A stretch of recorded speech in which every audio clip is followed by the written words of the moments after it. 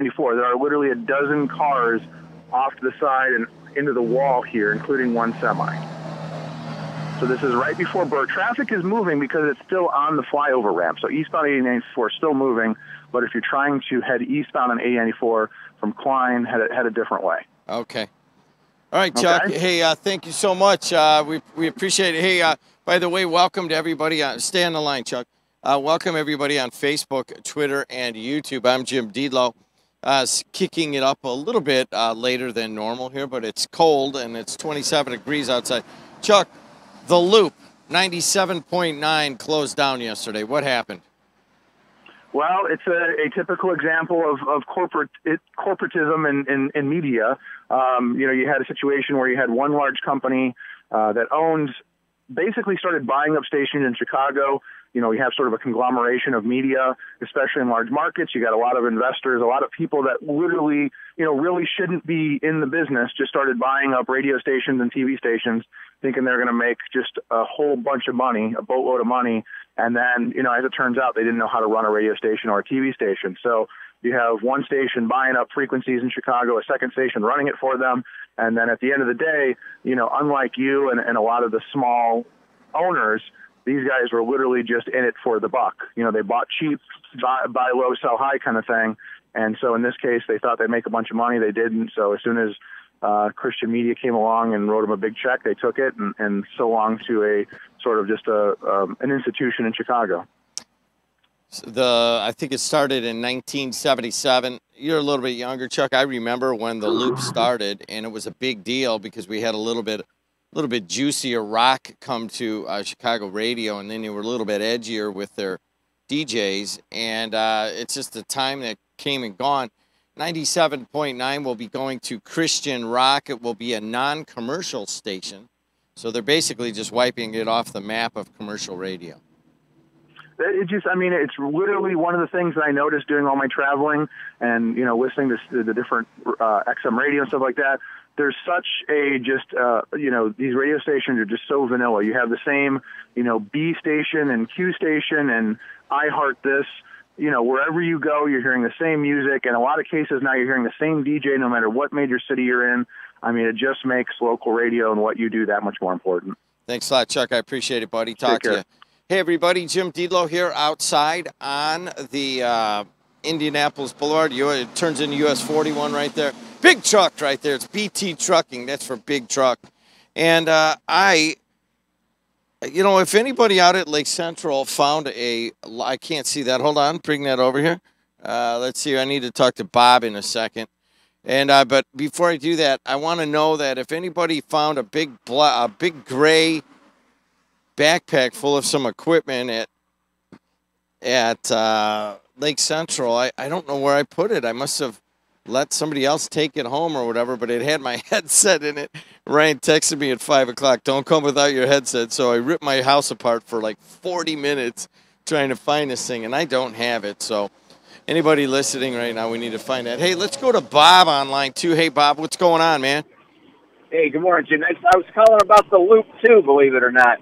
It was pretty amazing to hear that the Loop is no more. I remember, you got a few years on me, but I remember, Stephen Gary and Johnny B, Kevin Matthews.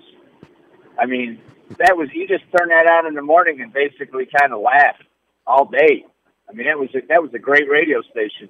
The thing I was worried about is I didn't want to wake up one morning and find out that WJOB sold out and went back to that all-women's radio. I knew you were going to go there. Hey, thanks for beeping. As a matter of fact, I even deserve that for having done that for, I don't know, a year or so. But in terms of the Loop, it wasn't just the music they played. It kind of represented, remember weren't Steve and Gary on the Loop when they did Disco Demolition? I believe they were. Yep. Yeah, I think that was after WDAI. So I believe it was definitely the Loop. Yes. Yeah. And just refresh people that are younger, they might not even know what that was. He was so anti-disco because that was just what a lot of stations were playing, and he had the whole thing, disco sucks, and they had a thing at Comiskey Park, a special event where they blew up these disco records, and you could get in for 77 cents a ticket. I believe it was 77 cents a ticket. They blew up these disco records out in the outfield, people pouring out onto the field, the bleachers lit on fire. I mean, it was a mess. It's really, I mean, looking back on it, you know, it wasn't cool, but it was cool at the time. It was something that people had never seen before. It was pretty cool. I listened to Steve yesterday. He was reminiscing about, you know, some of the stuff he did, and it is funny to hear people call in and mention a bit or something, that a tape that he used to play a lot of. And I don't know if you listen to Steve Dahl a lot, but there was a clip he used to play where a guy called in and he said, "I wouldn't let my daughter go with you or your sidekick for all the tea in China, buddy, after listening to your program this morning." And you kind of hear Steve like giggle a little bit, and this is from way back in the day. And Steve yesterday was talking about how at the time that guy was right. You know, he's now a father. Steve is now a father and a grandfather, and he looks back on some of the things that he did, and we all see the humor in him, but there was also, I guess it's just strange that with age you see things a little differently. But it's just a shame to see that station go to the wayside. That's horrible. I mean, now you got. My wife would never like listening to the Loop when we got into the car, because she would say this. She would say it's going to be Led Zeppelin, Pink Floyd, and then Aerosmith. And honest to God, that's about what it was every single time. And what's wrong with that?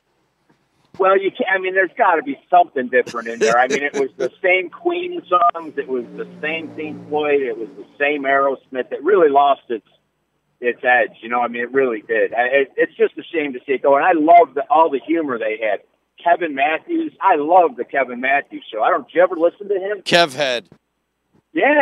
Yeah, I know all these guys you're talking about. I was a big Stephen Gary guy in the late 70s more, and then I left for college and would listen during the holidays and the breaks. Kevhead, Muller, Mancow's been there of late, but there was somebody else we're missing. Danny Bonaducci was on the Loop. Yeah, remember what Bonaducci did? He tried to make he did make a comeback, and he came to Chicago for a little while, and he did a show, and then he moved on to L.A., and then that kind of propelled his career. I mean, we're missing somebody.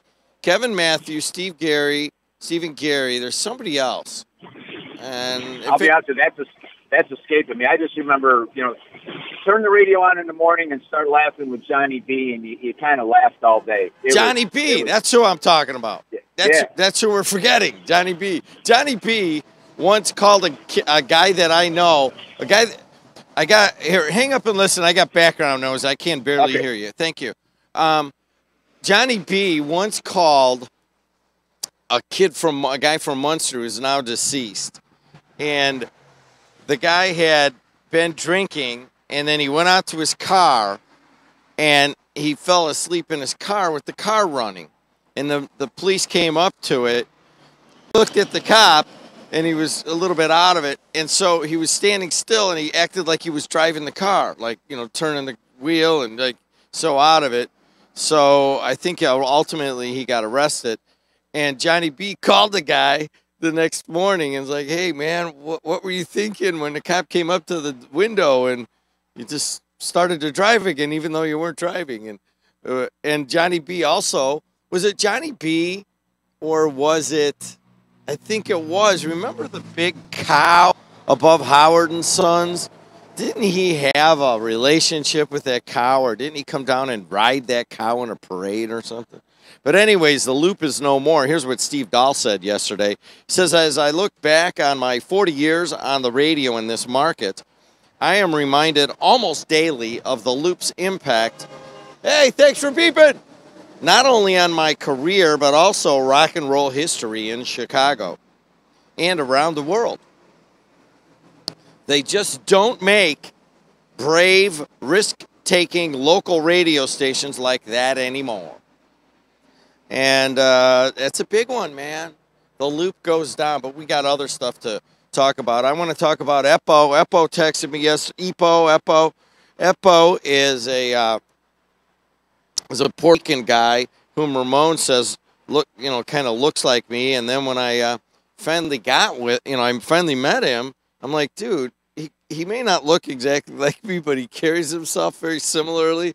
So I got a Puerto Rican doppelganger out there, and I want to tell you that, hey, Jed, will WJOB broadcasting on Facebook any more high school basketball tournament games, including the 4 games coming up on the regionals?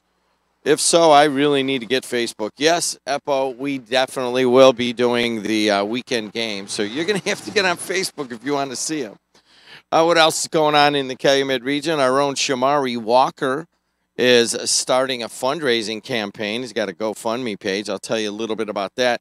Shamari is a junior at Gavitt High School, and he is a coder and has been working here around the station for quite some time. And he is the Chicago Young Entrepreneur of the Year, believe it or not, at 17 years old here in Gavitt. And we should be very proud of Shamar. He's been working here for, well over a year now. And he is looking to raise about $6,000 to go to Stanford. So you could check out Shamari Walker's GoFundMe page. We'll do a little bit more on that as we move forward. But he did just recently win the Chicago Entrepreneur of the Year award. Young entrepreneur. He had to go up against some pretty stiff competition and won the whole thing. So we'll see if we can't get him out to Stanford where he belongs this summer. Shamari and I had been going down to West Lafayette. We're working on an app, and he can speak the language with the graduate electrical engineering students. So he's the real deal. We'll talk about that. Hey, some stuff at the national level just cannot disappoint right now. And it turns out that Mr. Cohn Gary Cohn has resigned or will resign from the Trump administration. That makes, I don't know, a few dozen of people who have come and gone. And it makes you wonder about the stability of the presidency as Cohn is gone and so is Hicks. What's her name? Hey, what's happening? It's a little bit lighter out right now, and I kind of wanted to be out here right now because the time changes is this Sunday. Time changes this Sunday, I believe. And so it'll be quite a bit darker out here, and I won't be able to be outside at all in the light. It's really only a couple of months that I'm out here for the Ironworkers Local 395 when it's light out. So we're out right now, and the sun is actually coming up over the horizon. Hey, what's going on? All sorts of beepers today. Ready? Let's hear it. Want to do it? Hey, you too. Thanks. Good seeing you. I'm a beeper. You're a beeper. Beep, beep, beep. Hey, what's going on? It's a beep fest. Everybody's going to work. Anyways, I'm Jim Delo out here. It's freezing, man. It's back to winter. We've got 3 days of winter here today, tomorrow, and Friday. Might warm up a little bit on the weekend, but I'll tell you what, man, you could feel it. You got to get up. If you're still laying in bed, and very few people are, and you've got your car out on the street, get out and scrape, man. You got a good 5 minutes of scraping going on because it's a good thick one. It's like somebody threw spit at your car and then it just froze, except it doesn't smell like onions and garlic. What else is going on? I want to talk about what's at the national level because I want to ask a few people driving by if they've seen Dave Dennison or Jackie Sutton. You know who those people are? Dave Dennison is he's a new character introduced to the morning show here on AM 1230 WJOB. It's hard to follow this, but Stormy Daniels does porn. And evidently she had some sort of relationship with our president while he was married. No surprise there. Nobody really even cares. As a matter of fact, all right, if you're a dude, you're driving around and you're like, wow, Donald Trump had a relationship with a porn star, does that lower him or does that raise him in your estimation? I know if your wife's next to you, you're going to go, yes, that's very much not a very good thing, and our president shouldn't be cavorting with porn stars. And then there's the dude part of you going, way to go, DT! But anyways, we'll leave that alone. But he wasn't going by DT when Stormy Daniels comes out with the suit yesterday. Now, remember, there are reports that she received $130,000 from a lawyer named Cohen. Don't confuse him with Cone. There's so many players in this game, I don't know where to go. I don't know what to do, so I'll just go beep, beep, beep. But anyways, there was a non-disclosure agreement signed, an NDA. I've signed those before when I was looking, and gladly it didn't happen, but I almost bought a, well, anyways, I have to say, hey, extra people, go to work. Was that Big Rich? Was that Biscuit? I don't know.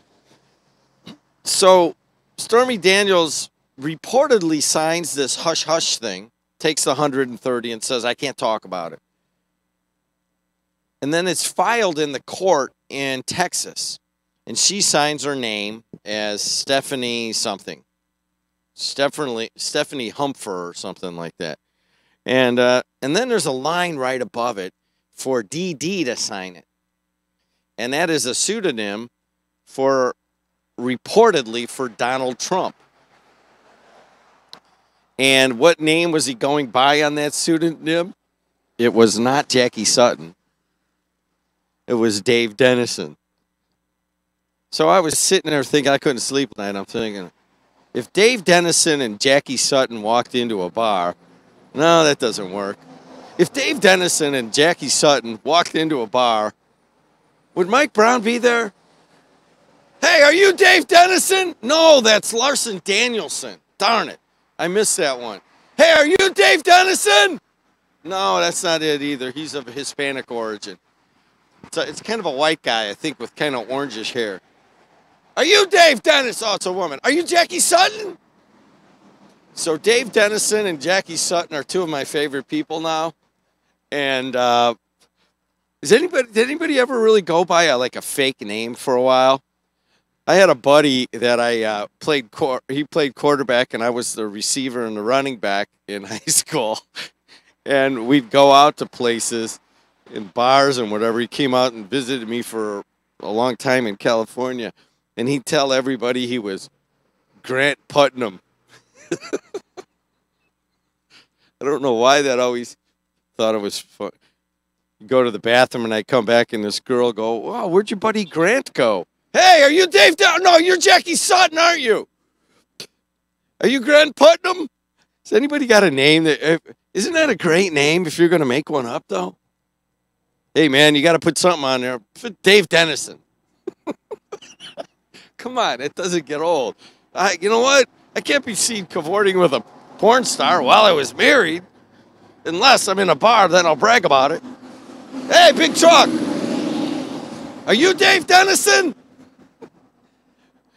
All right, I got to go inside. Ironworkers paid me to come out here, and I appreciate that, but I'm freezing my ass off. It's beautiful outside. It's clear skies. We have a little bit of, hey, thanks, Slot. Thanks for beeping. Code Red, Code Red. That's what that one is. What is Code Red? What do they do? What kind of business is that? Hey, way to scrape. Way to scrape your truck. It's out to the east. I think the time change is this weekend, so I won't be out here and see very many sunrises as it'll get darker. But, hey, you know what? Life is good along the boulevard. We're going to go inside. I think Ryan's got a bunch of people lined up. We've got regionals coming up this weekend. And just NCAA right around the corner. We're going to see on Sunday what Purdue gets picked. And I'm going to go outside. I'll be right in there on AM 1230 WJOB, Facebook, Twitter, and YouTube video, the voice and face of the region.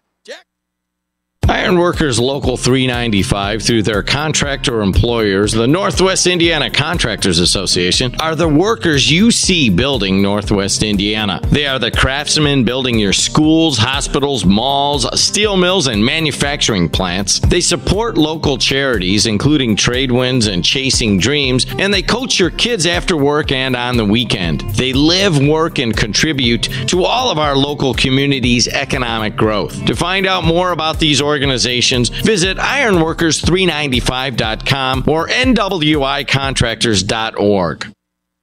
Fill your garage with your dream car during the Honda Dream Garage Spring event going on now at Napleton's River Oaks Honda. They're Northwest Indiana's destination for new and certified pre-owned Hondas. Napleton's River Oaks Honda has a huge selection of brand new and certified pre-owned Civics, Accords, CRVs, and Pilots. Come find out why you always get our best deal at River Oaks Honda. As always, Indiana residents pay Indiana sales tax right off 8094 on Torrance Avenue or online at riveroakshonda.com. Napleton, second to none since 1931.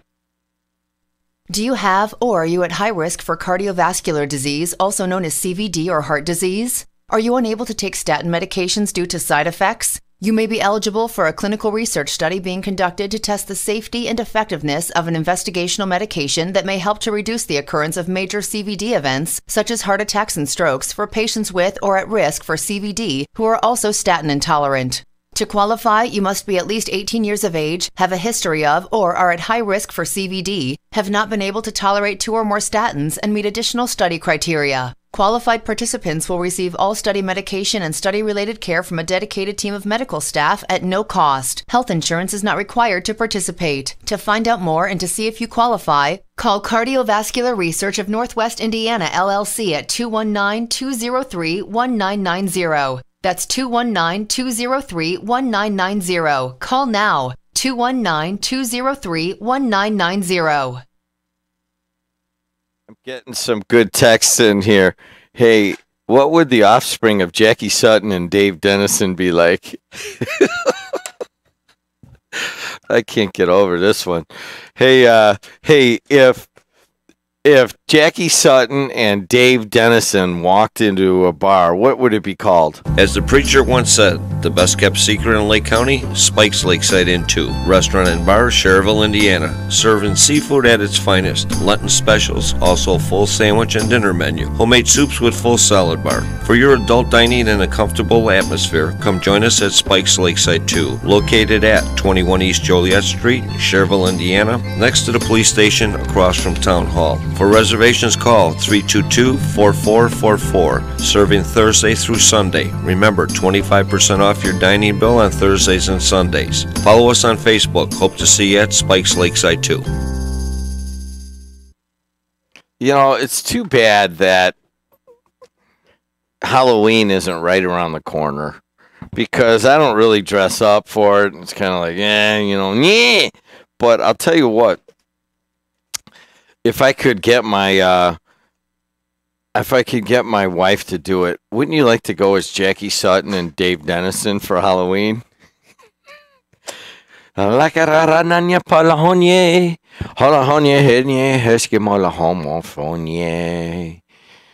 I'm thinking of going to the Polish Mass over here at the monastery on Sunday, so I'm just going to practice for a little while.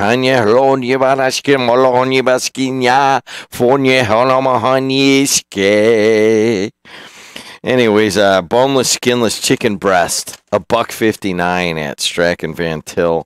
I was there on Sunday for Sunday sales, and I didn't even know they had legalized the stuff, but on a whim, I figured out it wasn't what I thought it was. It wasn't anywhere related to wampum.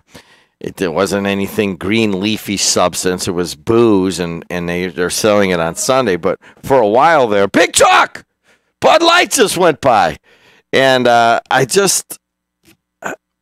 thought about it, and I'm like, what a great idea in Indiana. We don't know what to do about marijuana, right? We don't know what medicinal. Do we do it recreationally? Do we do it, how do we regulate it? Here's what you do. And it came to me because I was confused. I thought they had already approved Sunday sales.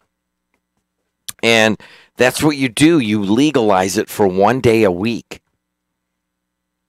Indiana would be at the forefront. We don't want a bunch of potheads walking around on Wednesday.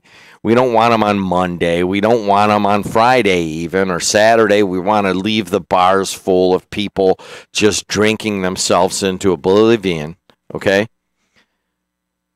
But on Sunday, you can not only buy weed, you can smoke it openly. And that's it, just 1 day a week. No other day. If you wanted to get high on Wednesday on your back porch listening to the Sox game on the radio, you can't do it. But you could do it on a Sunday. As a matter of fact, you could smoke all the weed you wanted on a Sunday, and you could go hang out in weed bars.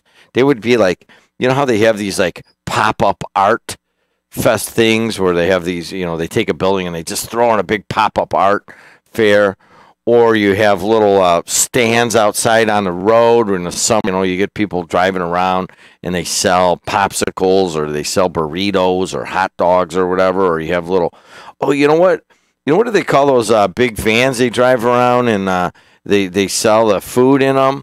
And, there's all sorts of them in the region now. It's escaping my mind. Then you'd have those for weed, and you'd only use it on Sunday, and then you could take it on Monday, and then you could deliver milk with the van. You know what I mean?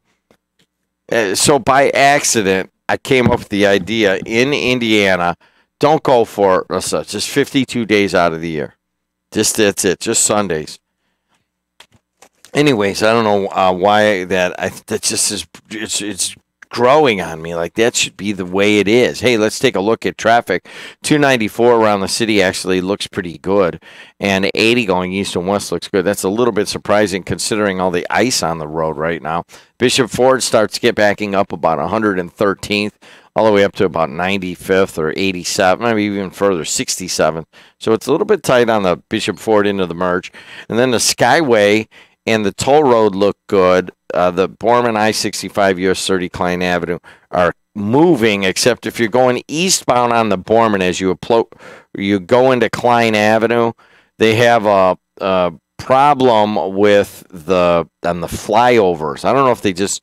There's some sort of there's some people next to the wall, and I don't know if they have slid into the wall because of the ice or what exactly the situation is. But at Klein and the Borman, you can get through there. But if you want to go from the Borman to Klein Avenue, you might have some trouble, especially if you want to go southbound. All right, there it is. Traffic brought to you by Napleton River Oaks Honda, proudly serving Northwest Indiana with superior customer service. And what do you have in terms of man, it's cold out there today. You don't realize it. All of a sudden, it just got butt cold out there. 27 degrees. Got winds from the north at about 15 to 20 miles an hour. So you have wind chills right now in the area of right around 18 to 15, around 15 degrees. High of only 33 today. A snow shower this morning, but it doesn't look like it, as it's pretty bright, sunshiny day. And then tomorrow, chilly with partial sunshine. And then Friday, partly sunny and chilly. Gets in right around 40 or weekend high. So really not too bad, just a little bit cold. And we had that little bit of dusting of snow and sleet. So get out. If you got to go somewhere, get out and start scraping. And if you already took the scraper out of your car, shame on you, because that just means it's going to snow more. Leave the scraper in your car until late April. Even after it's been 70 degrees for 5 days in a row, and the Cubs had beautiful opening day, and then the Sox came into town, and they had great days, it can still get down to 28 degrees and your car could have a quarter inch of ice on it in the morning. So don't put it away yet. As a matter of fact, what would be the appropriate day to put the scraper back in the garage? Anybody? Give me a date. April 15th, tax day, or later, or earlier? I'm going to give you tax day. Leave it in there until April 15th. Let's go to Ramon on line 1. Hey, what are you doing, man? Hi, I'm doing all right, Jay. Me and Eppo are texting back and forth to each other now. He's going to be on Facebook pretty soon. Right. I've been told to get on Facebook, but see what the deal is. Oh, wait a minute. I got to ask you this question before we go any further. You ready? I'm ready. Do you mind taking a brief survey at the end of this call? No, go ahead. No, I'm just saying. That's what a lot of these places be doing now. Do you take the survey? No, I tell them no. Just once take it so you can tell us what it is. I've never taken a survey at the end of a call. I never took it either. I ain't got no time for that. Hey, but what it is, you really got to talk to him about for sports. The dude, he could be real great for WJOB on that high school basketball. Because you got to listen to him. The dude got it together, you know. You got to hear him talk about sports, you know. Then you be like, yeah, y'all can sit together and people understand that they might not, they be looking at the game, but he got it. I guarantee you he got a good radio voice just like you. It could be a double, JED and F. We'll call him F-O, yeah. JED and F-O. So let me get this straight. You want me to bring a guy on that looks really kind of like me, has the same hand gestures as like me, and he kind of sounds like me. And so you want me to like bring my Puerto Rican doppelganger on with me? The doppelganger, yeah. You gotta. I'm saying you just one day you got his number, call him up and ask him about sports and listen to him, and you be mesmerized. You be like, oh Lord, I got to get this dude out there. You know, with him and Kuziak or him and damn, I just forgot his name. Your studio, your coordinator, the guy that's there now. Ryan Walsh or Sam Michael? Yeah, Brian Walsh. Mm-hmm. He will be great when I'm telling you, got to hit this dude. Because we worked together 10 years, and this dude, every morning, he'd tell me about sports, and he'd captivate you. Then I had this other guy, Mike Guerin. He'd go over there and talk to Airport, then he'd come try to tell me something about the game, which I already heard Airport say it, you know. And I'd just be looking at the guy, like, because I knew where he got that information from, you know.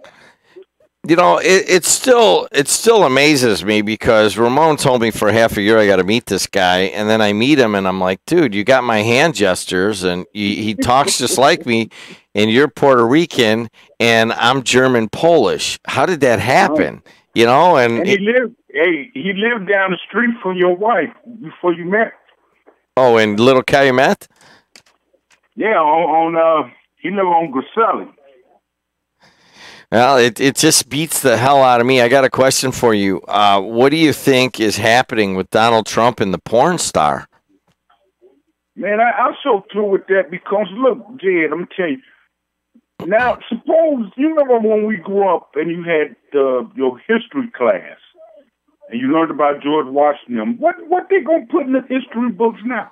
I don't know. I don't think the history been wiped. They've been screwed.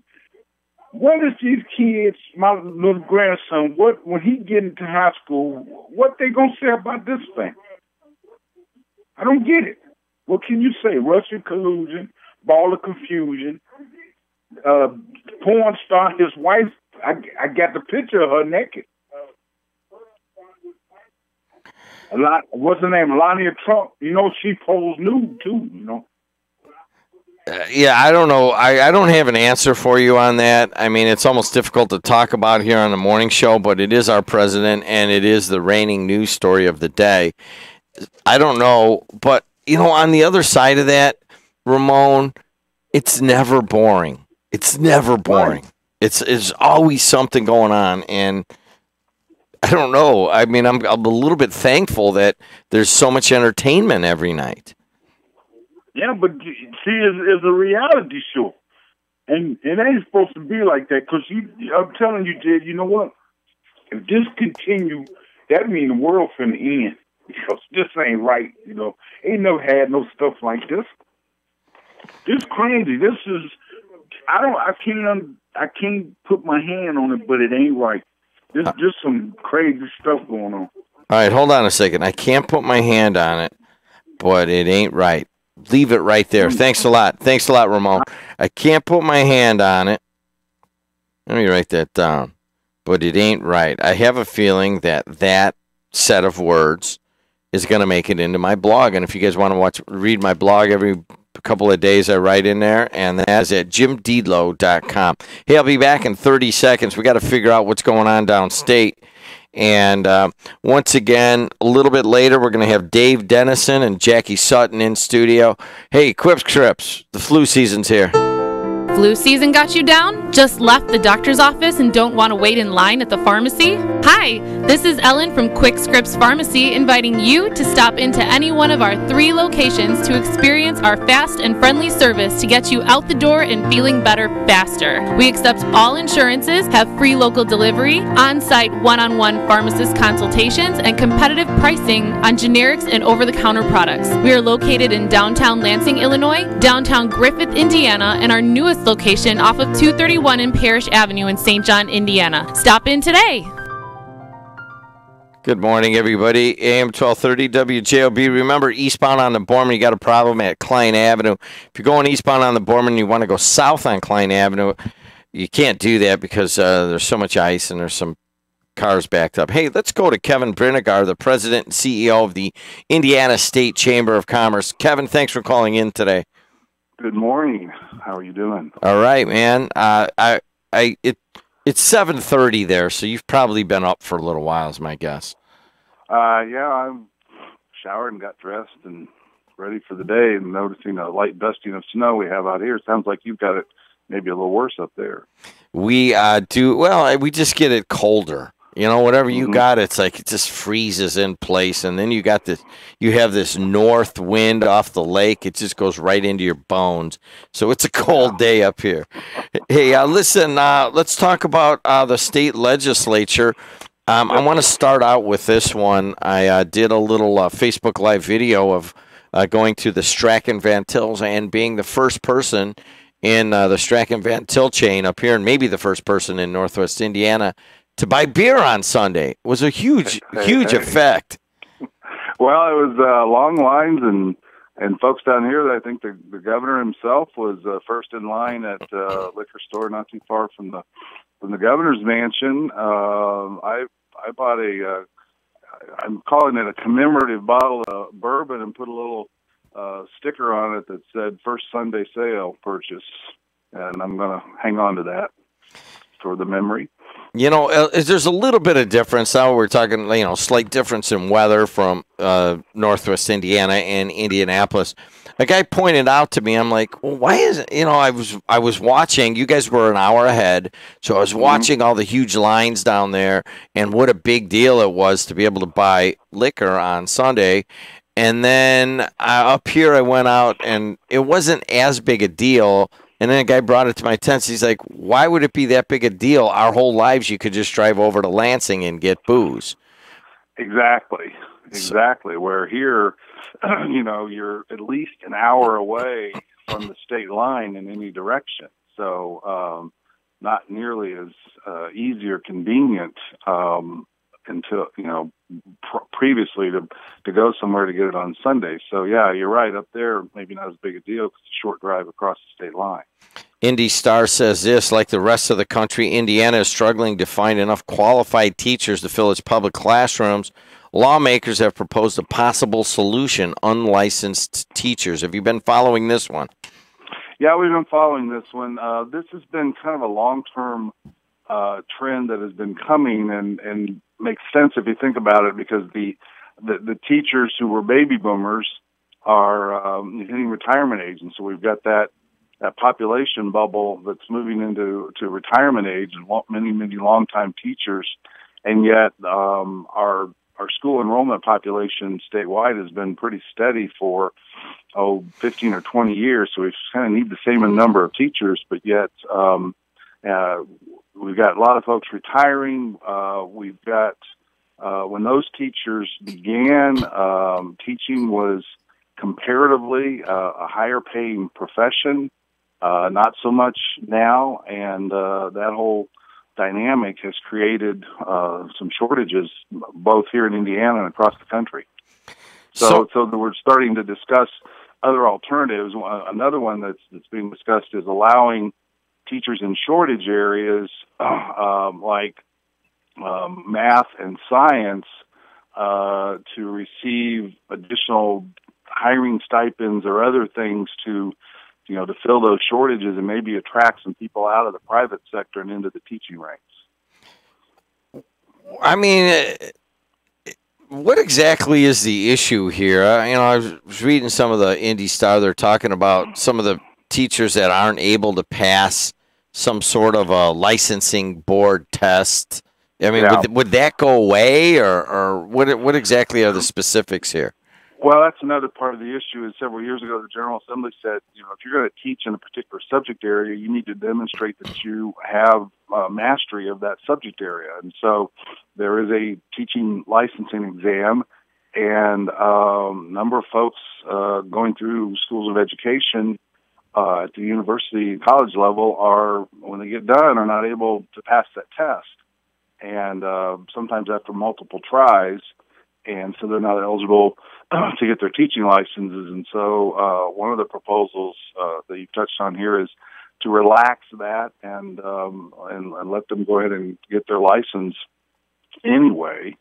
And that's an issue that's been debated this entire General Assembly session. There's teachers right now that are public school teachers that have gone through college and done it the way it was prescribed in the past, and they just hit their dashboard saying that this is another assault on the longtime purveyors of public education, and it's another way of basically ripping down public education. What do you say to folks that might have that criticism?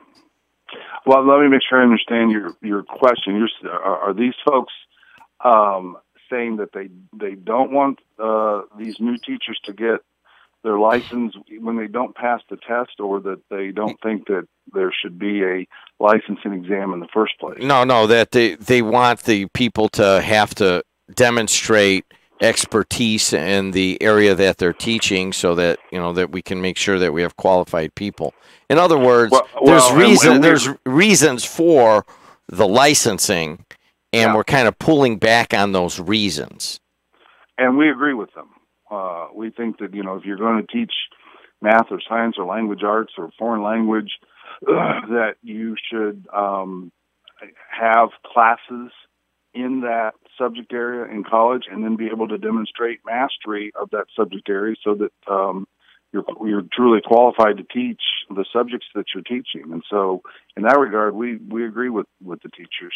So it's basically, is it basically a push-pull of but we need more teachers, and one way to do it is to relax the standards. But you're right; it brings into question the quality of the license and the quality of the individual that's standing up in front of the children.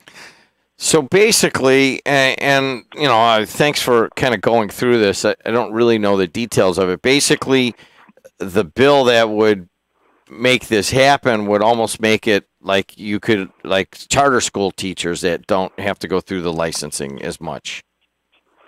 Well, yeah, I mean, in general, you'd still have to have your major and earn the credit hours, but you wouldn't necessarily have to pass the licensing exam at the end. We're talking like an attorney. An analogy might be an attorney that finishes law school with passing grades, but now doesn't have to pass the bar exam. He is Kevin Brinnick, our president of the Indiana State Chamber of Commerce. We talked about Sunday sales. We talked about possible relaxing of some of the licensing for teachers. Anything else down there, Kevin, you want to point out to us today? Well, I would mention that we're in the home stretch. Yesterday was the deadline for bills to pass the second house, and now we have literally a week. They have to adjourn no later than a week from today to work out the differences between the House-passed version of bills and the Senate-passed version through a process called conference committees, where you have two senators, two representatives who meet and try to work out those differences so that they can come up with a unified version to vote on. And then this week from tonight, this 2018 session will be in the books. There's nothing really earth-shattering left. There is the workforce development bills that are being ironed out, but there's really no new money that's being infused into workforce training programs. Unfortunately, there is a focus on assisting counselors at the high school level through the Work One centers at DWD, providing better information to students at the junior high and high school level to better prepare them for careers after high school. And the governor did announce last week he's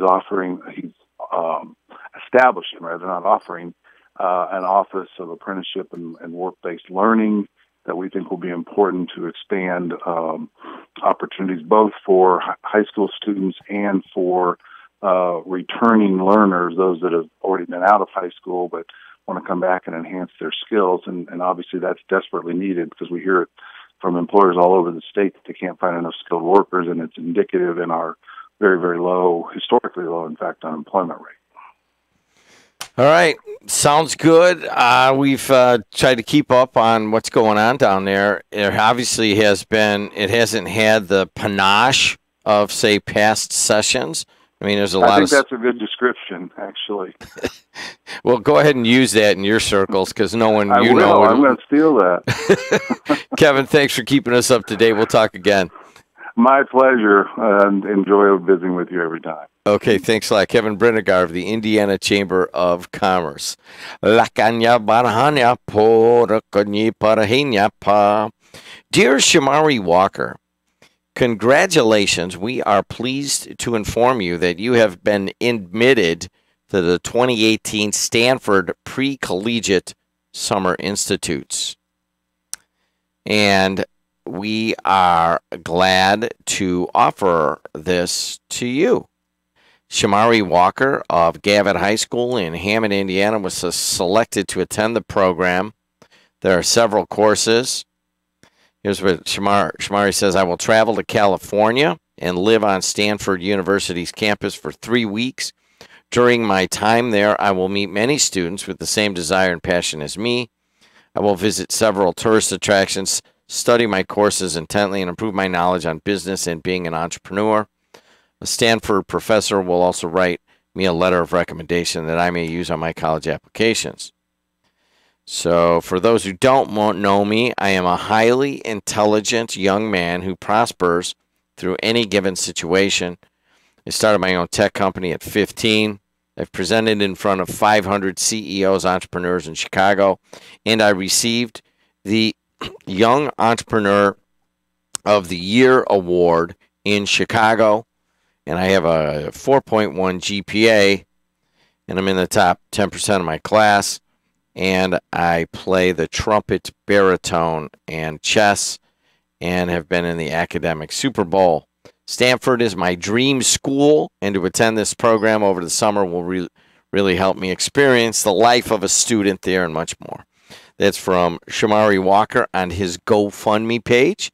And if you want to do it, go to GoFundMe.com.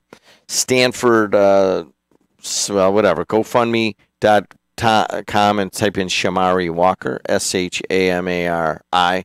Walker is a Gavitt kid, and we got to raise some money for him over the next few days so that he could go attend this thing. All right, guys, AM 1230 WJOB and 104.7 FM, the voice and face of the region. Need a ride? Call Dial-A-Ride, 932-2530, then hit number 4 on your telephone. Dial-A-Ride is free public transportation for North Township residents, sponsored by Frank J. Mervan, North Township trustee. Rides available weekdays 7 a.m. until 5 p.m. Dispatch call center open 24 hours a day, 7 days a week. Accessible vehicles available. To schedule a ride, call 932-2530, then press number 4. Dial-A-Ride service and this message, sponsored by Frank J. Mervan, North Township trustee.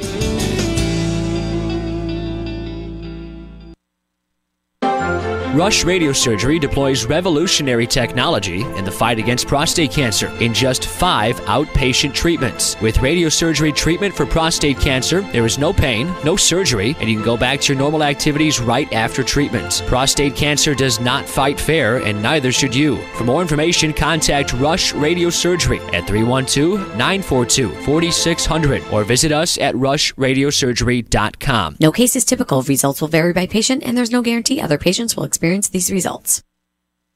When you're in the dark, where do you turn to find a trusted professional who can assure the safety of your home or business electrical system? Certified Electrician is here to help.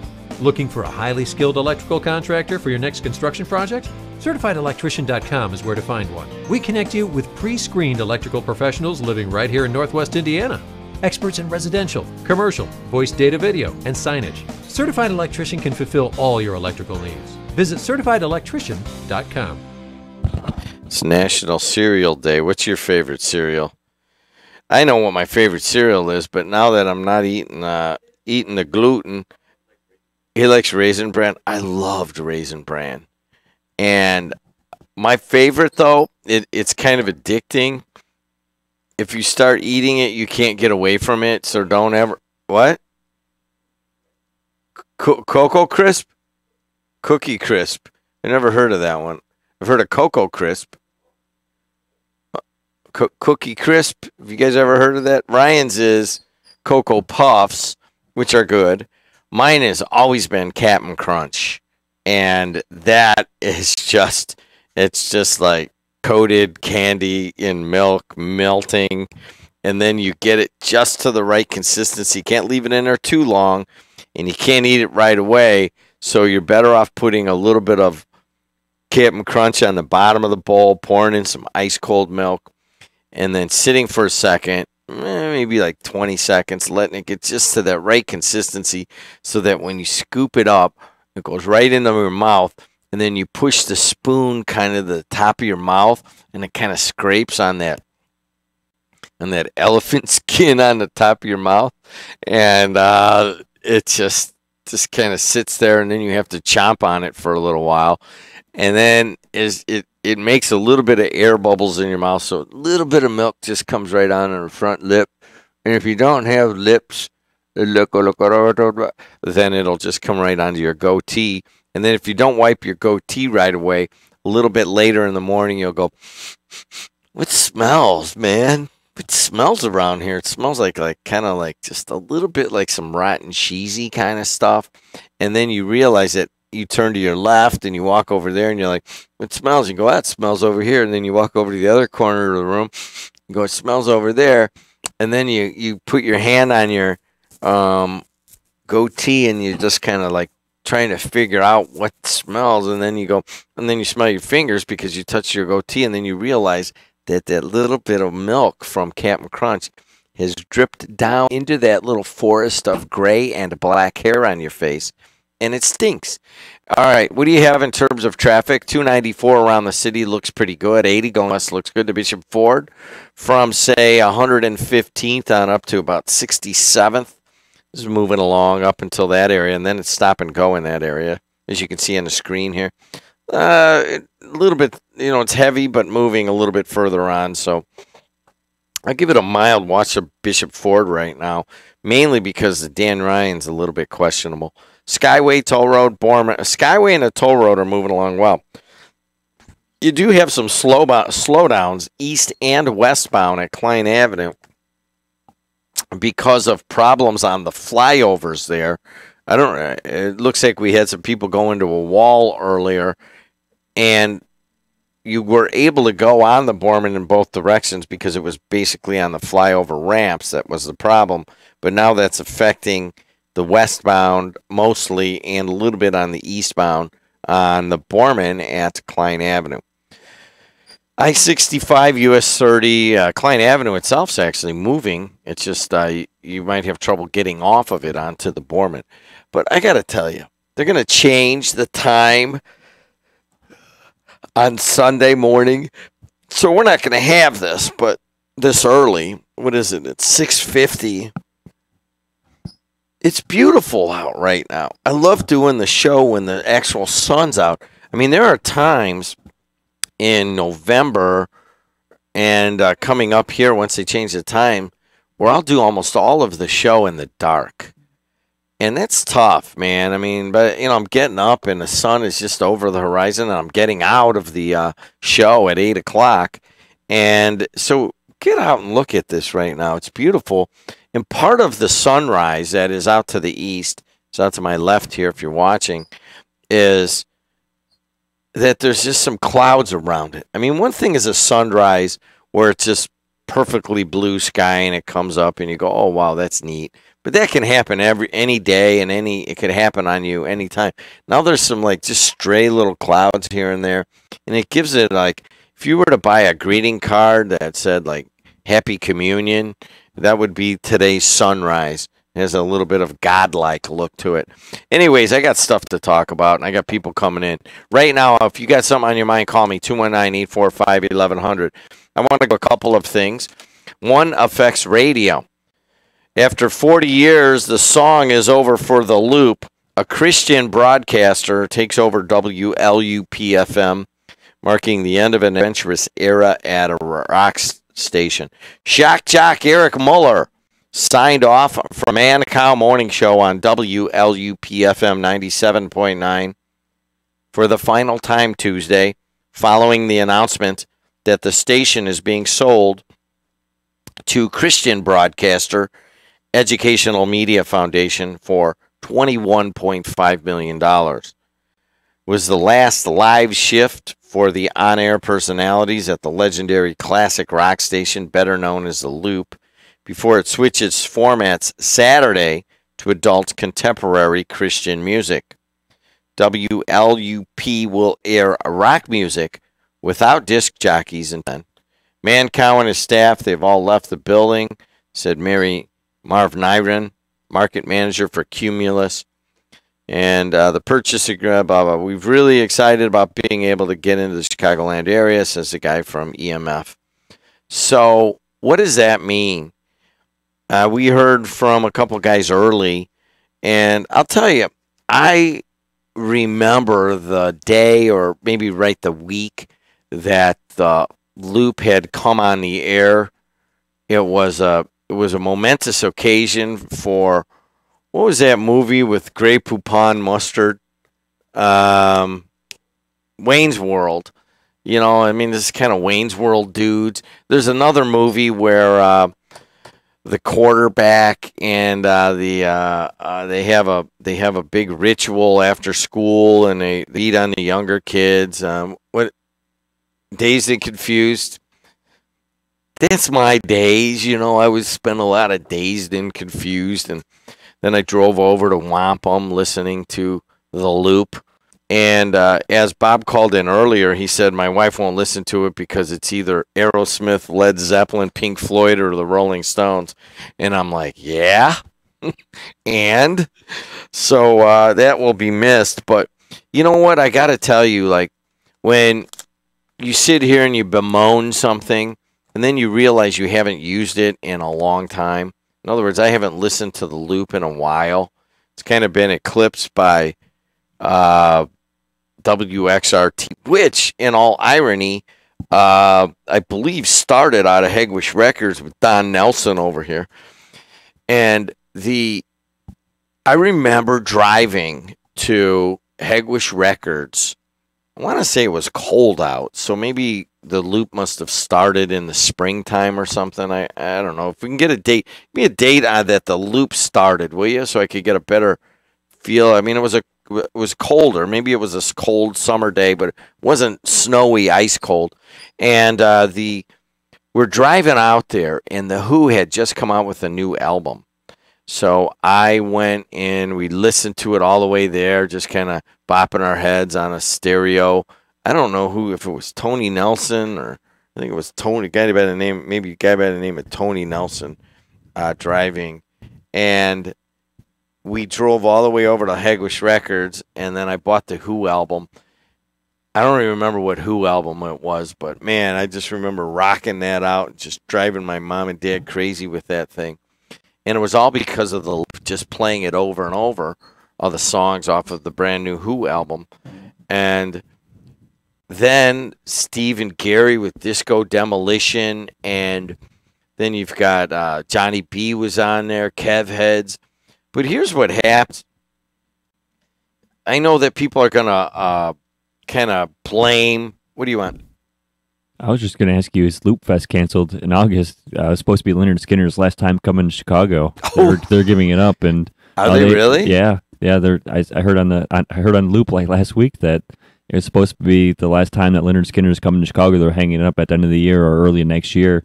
And Loop Fest, they were celebrating their 40th anniversary being on the air later on this year, and having some big time rock and roll groups. Well, I don't know the answer to that, but now that you're here, I thought you had something you had to tell me on traffic or something. So, you see, here's the thing. A lot of times people will bemoan, oh my God, Phil Schmidt's closed. I'm so upset. When was the last time you were there? Well, I hadn't been there in a couple of years. And part of that on Phil Schmidt's, and part of that just the changing nature of the times. And then part of that is on the consumer that's not using Phil Schmitz anymore, and it closes. Okay? We've had all sorts of institutions that have closed in the Calumet region, and I think that's what a lot of people are doing right now. It's like, oh, then, hey, man, when was the last time you entered a contest or listened to the Loop or went to their Facebook page? You know, we have more Facebook than they do. You know what I mean?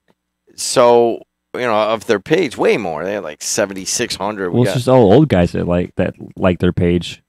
I mean, old guys aren't really on Facebook. Yeah, but so my point is that there's a lesson here, and that you have to continually reinvent yourself, whether you want to or not.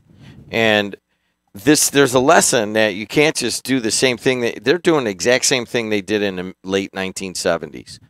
And that is a lesson that if you do the exact same thing that you've been doing in the late 1970s, you probably won't be around that much longer. And I saw that Mancow, let me get his quote real quick, because it was there were two good quotes. I put them in my blog. If you want to read them, go to jimdeedlow.com. I blogged all about this. And here's what Mancow said. He said, lots of great folks will be without a job, and that's very sad. And then I wrote this. I said, well, anyways, my whole point is that you've got to reinvent yourself. These people are all losing their jobs. And here's what Steve Dahl said. He says, as I look back on my 40 years on the radio in this market, I am reminded almost daily of the Loop's impact, not only on my career, but also rock and roll history in Chicago and around the world. They just don't make brave, risk-taking local radio stations like that anymore, which the Loop was in the 70s, but they're not now. They haven't been for a very long time. So what does that mean for radio? This is a big day for a lot of us that were a part of the Loop growing up. It was a big part of late 70s. It was the station to listen to in the late 70s. I don't know. My point is that it's all changing. The jobs that these guys are all losing, they're not going to find them. They're not going to find radio jobs. You don't find a job to go be on the radio and get paid for it. Those don't exist anymore. What I'm doing right now, you think I'm on the radio and I get paid for this? I'm on the radio and then I get up and I run this thing all day and then I go sell. And that's what is needed, and everyone's got to bring money into something, or there's no more jobs on the radio. And I tell that to the students that come in, the sports broadcasting students. I'm like, we're going to do a commercial later. And they're like, why would we do a commercial in sports broadcasting? I said, because if you're going to come and you're going to be on the radio, you have to be multifaceted. You got to know how to market yourself. You got to know how to sell a spot. You got to know how to produce a spot. You got to know how to deal with a client. And you have to bring money into your radio station. If you don't do that, you'll be gone. And that's what will happen. If you do know how to do that, you'll have a leg up on the people that are still going to old-time broadcasting schools that just teach you how to broadcast. They don't teach you how to be employable. Anyways, you want me to rant some more? I will. Does any of that make sense, Ryan? Absolutely. You know, in the day, you know, you went to 97.9, and nowadays, like, you know, in the old days, you would go to AM 1230. Now, it's the reverse. You got to go to the people. People aren't going to come to you. You can't expect everybody just to turn the dial to 1230 or 97.9 and just listen all day long. You know, we go to the people. There's Twitter, there's Facebook, there's TuneIn app. There's different avenues to get to the people now because they're not going to come back to you. You got to go to them, not just expect them to come to you, and that's the way that the world has changed. You know, there's so many different ways. You're right on it. And this week last week was a big turning point here, and you know it, and I know it. 110,000 views plus for high school basketball games. 110,000 views. If you build it, it will come. It's bittersweet, my friends. And I've been, you once again go read the blog, but it's bittersweet for me. Radio is right here in my heart and in many of your hearts that are driving around listening, and in Ryan's too. It's in our heart. And also in many of our hearts is high school basketball sectionals and tournaments. And you can go all the way back to Mile High in the Hoosiers movie. It's all about the radio guy at courtside. They're like another character in the movie. And radio and high school basketball are one.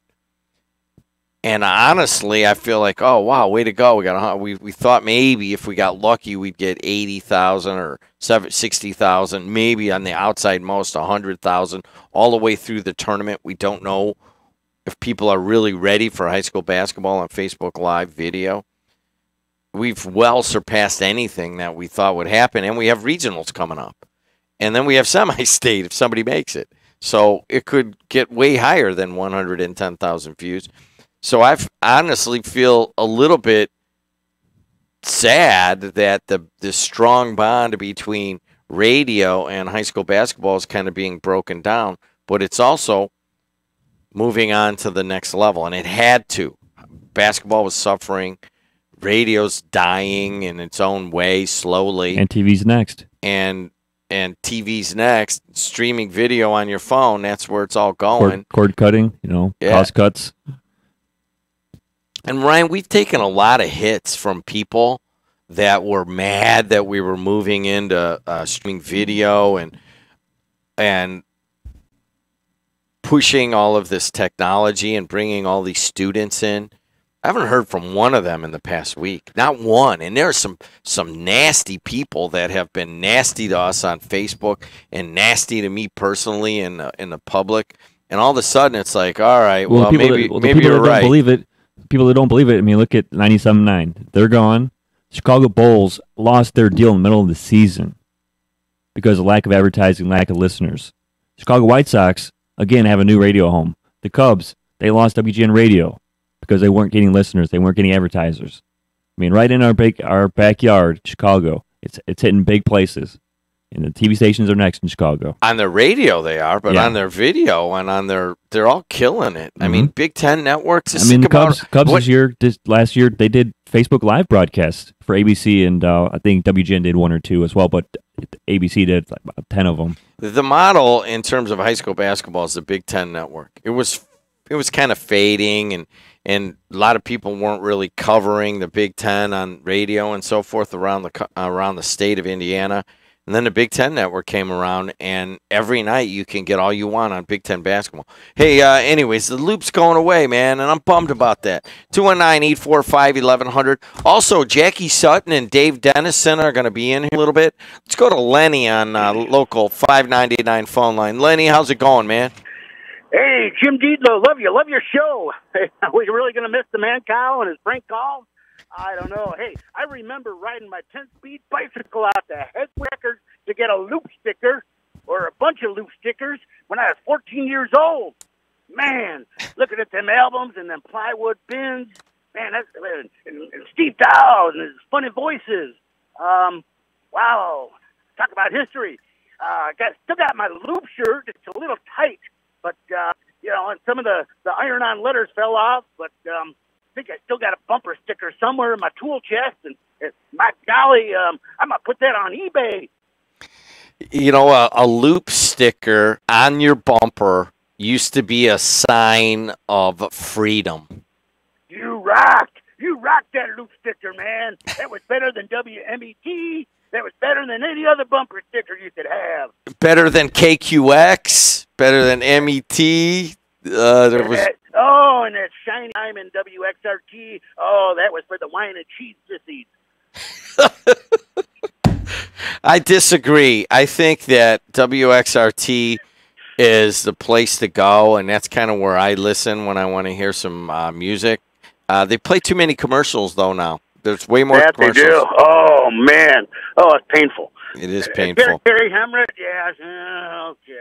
Hey, man, I thought she was a pretty young hottie, but, oh, boy, I saw her at the REM concert in 1983, and that was not the case. She looked like Steve Dowd's twin sister. It's a sad day, man. Where are you going to go to hear Walk This Way, on your way home? Or maybe a little Lights Out in London. Enough to feel the air. Anyways, Lenny, it's good to hear from you, buddy. See ya. Hegwish Records, man, riding his 10-speed out there. I was going out there, and it was a little far to ride my bike back then, so it was more of a car ride out there. It's gone. But hey, well, you know what? Jackie Sutton and Dave Dennison are in town. Hey, Ryan Riethel's with us. We'll be with him right after this on the voice and face of the region. You know, I enjoy watching basketball at home, but I think we should go over to Johnny's Tap in Munster for drinks and fun. Yeah, I like going to Johnny's Tap. Speaking of fun, I'd like to introduce you to Mr. and Mrs. Fun. Mr. Who and Mrs. Who? Mr. and Mrs. Fun, but they're at Johnny's Tap. Okay, I'll see you there at the corner of Broadmoor and Calumet Avenue. Yeah, I like going to Johnny's Tap. Johnny's Tap. New ownership, now smoke-free, and still the home of Mr. and Mrs. Fun. A real neighborhood type of place. What gets you fired up when you think about college? Explore your roar at Purdue University Northwest. With 2 exciting campuses in Hammond and Westville, more than 70 areas of study, and NCAA Division II athletics, Purdue Northwest offers it all at an excellent value. Learn more at pnw.edu and apply today. That's pnw.edu. Join the pride at Purdue Northwest.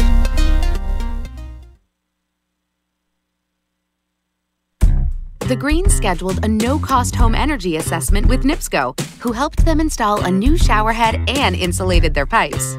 Turning our to-do list into a to-done list. They also got money back on a high-efficiency furnace, plus $50 when NIPSCO picked up their old working fridge. We get money for home upgrades, and I don't have to haul out the old fridge? Man, they really are saving me energy. Go to nipsco.com/save and see what you can do to save energy and money.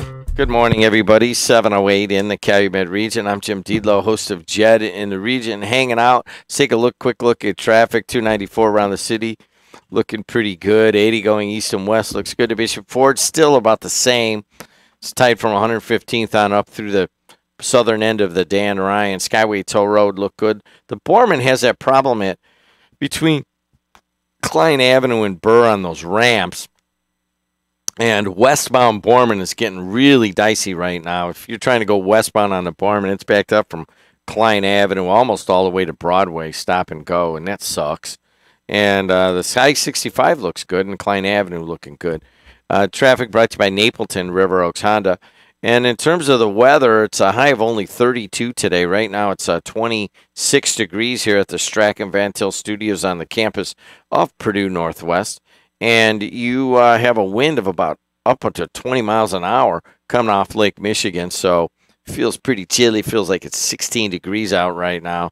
And there's plenty of ice on your car from that little bit of a rain sleet thing that came through, and it kind of flash froze on your car.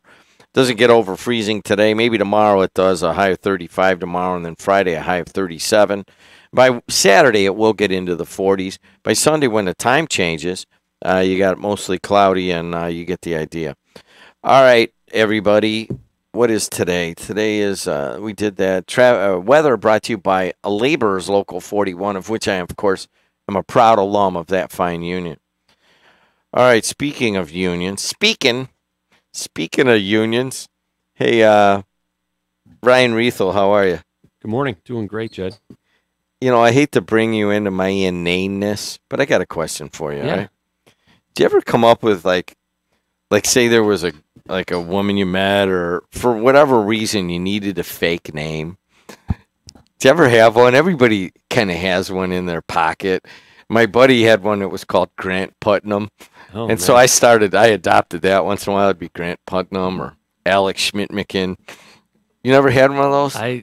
No. The president has Dave Dennison, and I thought that was pretty good. That's what he used in the Stormy Daniels scenario. He went as Dave Dennison and not as Donald Trump. So you don't have one, huh? You've been living all this wholesome life. You never had to change your name for a moment? No, I live a very clean life.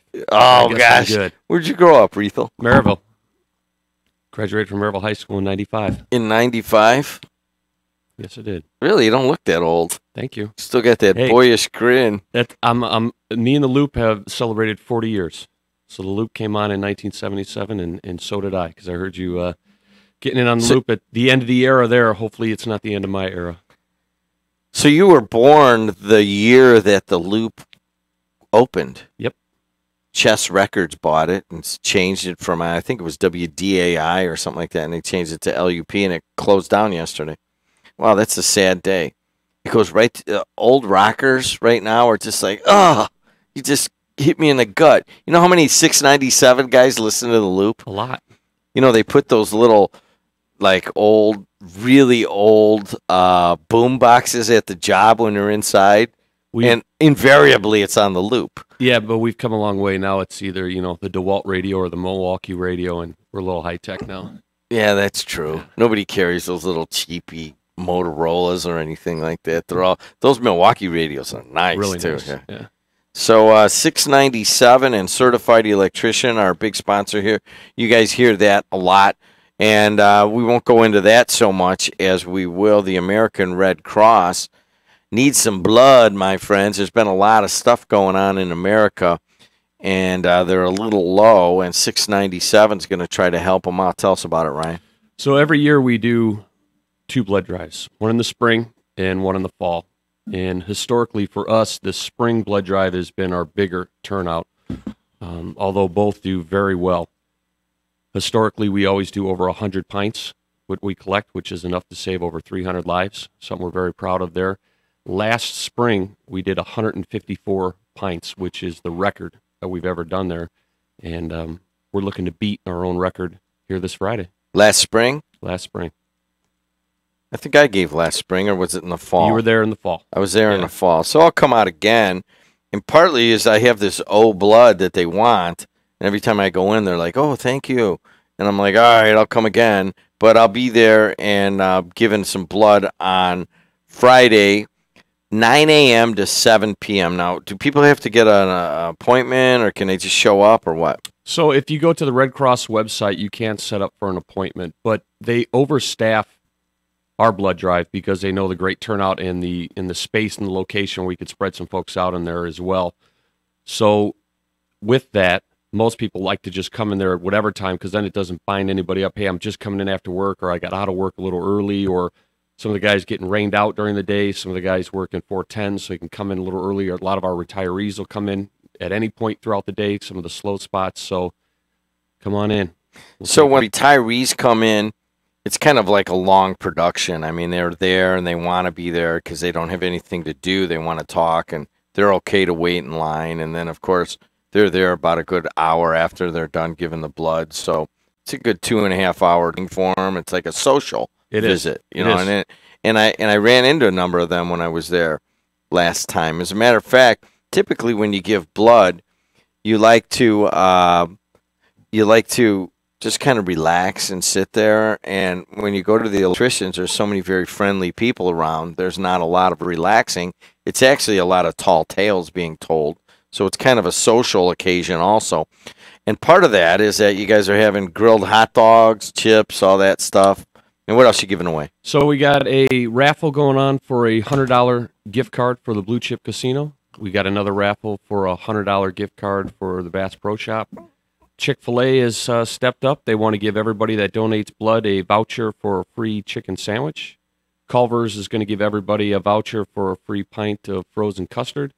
And then we'll be doing some other raffles there as well with T-shirts and some 697 giveaways, hats, cups, stuff like that. And Costco is also going to be there in the afternoon with some extra giveaways and the famous Costco cookies as well. You know, why Costco and not Walmart? Well, I think there's some obvious reasons there, and you know what you're doing right now. You're throwing out the naked hook and dragging it in front and getting me to bite on it. Costco has been a great industry partner for us right down the street. Between all of our members that like to go there, they like to hire all of our local people here, and additionally, we support them as well, purchasing everything for our picnic, a lot of our office supplies and things like that there. So we've got a great working relationship with those folks down the street. Way to go! Way to just keep it professional. Hey. Is there a dog on the Borman? There is a dog on the Borman. You know, right where Klein Avenue's ramp is closed there, all the cops are there. Now there's a dog on the 4 lanes on the eastbound lane. People are trying to pull over and get this dog before he gets hit, so it's just a parking lot. So it's a parking lot going eastbound because of the dog? Eastbound. And that now you got the gapers looking over there, too, so westbound stacking up also. What kind of dog is it? It looked like what is the pointer maybe, the ones that a little white with brown spots all over them. I think it's a pointer. And with an incredibly scared look on its face. Oh yeah, matted down too. It looks like it's one of those black oak dogs that runs the neighborhood. And it's on the highway somehow. All right, man. I don't know how it did because there's so many good fences around there right now. I don't know. Yeah, that's what's so weird. You know, the only way they can get on the highway now is to go up the ramps. Yeah. Yeah. All right, Jamie. Thanks a lot, buddy. Talk to you. Talk All right, guys. There's a dog on the Borman, but you can still give Blue Friday. I don't know how you transition from one to the other. Chick-fil-A, Bass Pro Shops, Blue Chip, Certified Electrician. They'll all be out there. It's 9 o'clock to 7 o'clock. And if you don't, tell people exactly how to get to the hall. So we're right there on the corner of 73rd and Mississippi in Maryville. Just look for the 165-foot wind turbine spinning around. That's us. Can't miss it. Does Ray Kazmar come in for this? Ray Kazmark will not be in for this. He is in Washington. But he was always a huge supporter of the blood drive, kind of one of the pioneers of getting that started for our local union. And I know if he was here, he definitely would be here, without a doubt. So if you had to rate the trade unions, like say, let's just throw some out, like ironworkers, finishers, pipe fitters, operators, carpenters, which one would you say was the most intelligent of all of the different trades? Well, obviously it'd be the electricians. It would be the electricians. Yeah. Is that what it is? Of course. I just wondered. I mean, I had a long discussion with a number of trades guys in a bar not too long ago. And my theory is this. My theory is that since the laborer has to, even though it's not the highest paid of the trades, it's usually a little bit less, but, the laborer has to deal with every trade. It has to go in and, know what the electrician is doing, has to clean up, has to bust out concrete, has to put, pipe in the ground. The laborer gets to deal with all of the different trades. So when you go to a job site and you really want to know what's going on, and say you're a superintendent or you're the client or whatever, just pull a laborer over. They know everything that's going on a job site. Do you find any truth in that logic or no? Absolutely. Yeah. Really? I thought you'd give me some flack on that. No, not at all. I mean, they're kind of like the eyes and ears of the whole place. They're almost like I look at it in a lot of big businesses and even in your schools and that it's almost like the janitor there because he's everywhere throughout the whole job site. You were doing really well till you brought up the maintenance engineer end of it because there is some cleanup. There is some cleanup to it. I mean, it's not like say a pipe fitter. They really don't know anything that's going on the job site. They're just so focused on their little world. And I think that's typically a lot of their work or the bulk of their work for a project will be in the mechanical room. So yeah, they kind of get they're stuck in that one they're spot stuck away from where people. The laborer, he knows when the deliveries are coming in, he knows when the material's there, he knows who's moving to what floor, what things are getting staged, when there's going to be a walkthrough, kind of everything that's going on. You know what was really cool was that thing that you guys had out at the fairgrounds, and you had 13 trades out there. Electricians were out there, and everybody else was out there. Laborers were there, and iron workers out there. A lot of the trades were there, and all these kids came from all over to see what the trades did. And I was talking to a lot of them. Do you even know what a trade is? Well, I do now, but I didn't before. I wish we did more of that. You know what I mean? You're exactly right, and it's something we've always done to try to reach out to those schools when they're having their different career days or job fairs.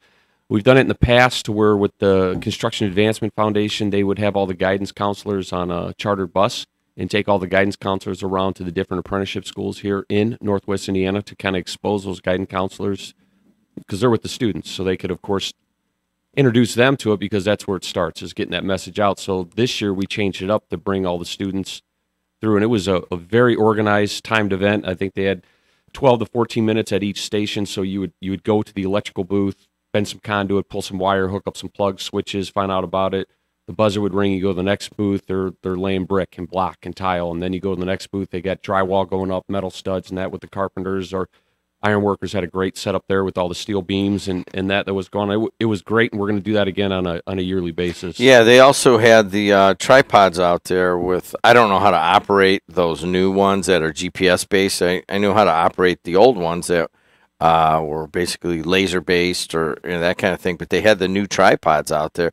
And one of the guys was showing me, I'm like, man, this is amazing. How do you ever mess up putting a pipe in when you got this out here?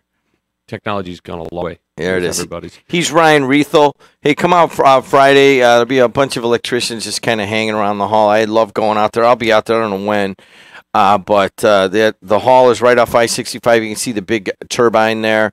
And the big windmill is really what it is. Come out and you can give some blood. Red Cross needs it, man. And they always need it. And electricians are looking to break a record this time. Anything else? Just that it's open to the public, so it's not just electricians there. Our home is open, so come check out the building, come give some blood, come see what we're all about. Free giveaways. It's a win-win for everybody. We'll have Riethel on again in a couple of weeks as he is the lead tin cup rattler for the American Heart Association Gala, and we'll talk about that next time. A couple weeks. Thanks a lot, Ryan. Thank you. AM 1230 WJOB. He's way too professional for the stuff that I do in the morning, but hey, you know what? It takes all kinds. For generations, you've trusted Edgewater Systems to provide compassionate, high-quality care. As the science of behavioral health has evolved, it's revealed the important connection between physical and behavioral health. With this in mind, we're pleased to introduce Edgewater Health, which includes primary care, in addition to our long-standing mental health and addiction services. Whichever combination of services you need, Edgewater Health is here for you for your whole life. Learn more at edgewaterhealth.org. I'm Barbara Gadarian-Muckle, Executive Director of Excel to Fitness, Northwest Indiana. Excel to Fitness is a 6-week program serving boys 3rd through 6th grade. This program is for every boy. The 12-session curriculum creates an interactive experience using speed, strength, agility, balance, and cardio while embedding character through teamwork, leadership, and goal setting. Join Excel to Fitness this season at your school, church, or recreational center. Registration begins March 12th. Contact me at 219-595-XCEL or exceltofitness.com/Northwest Indiana.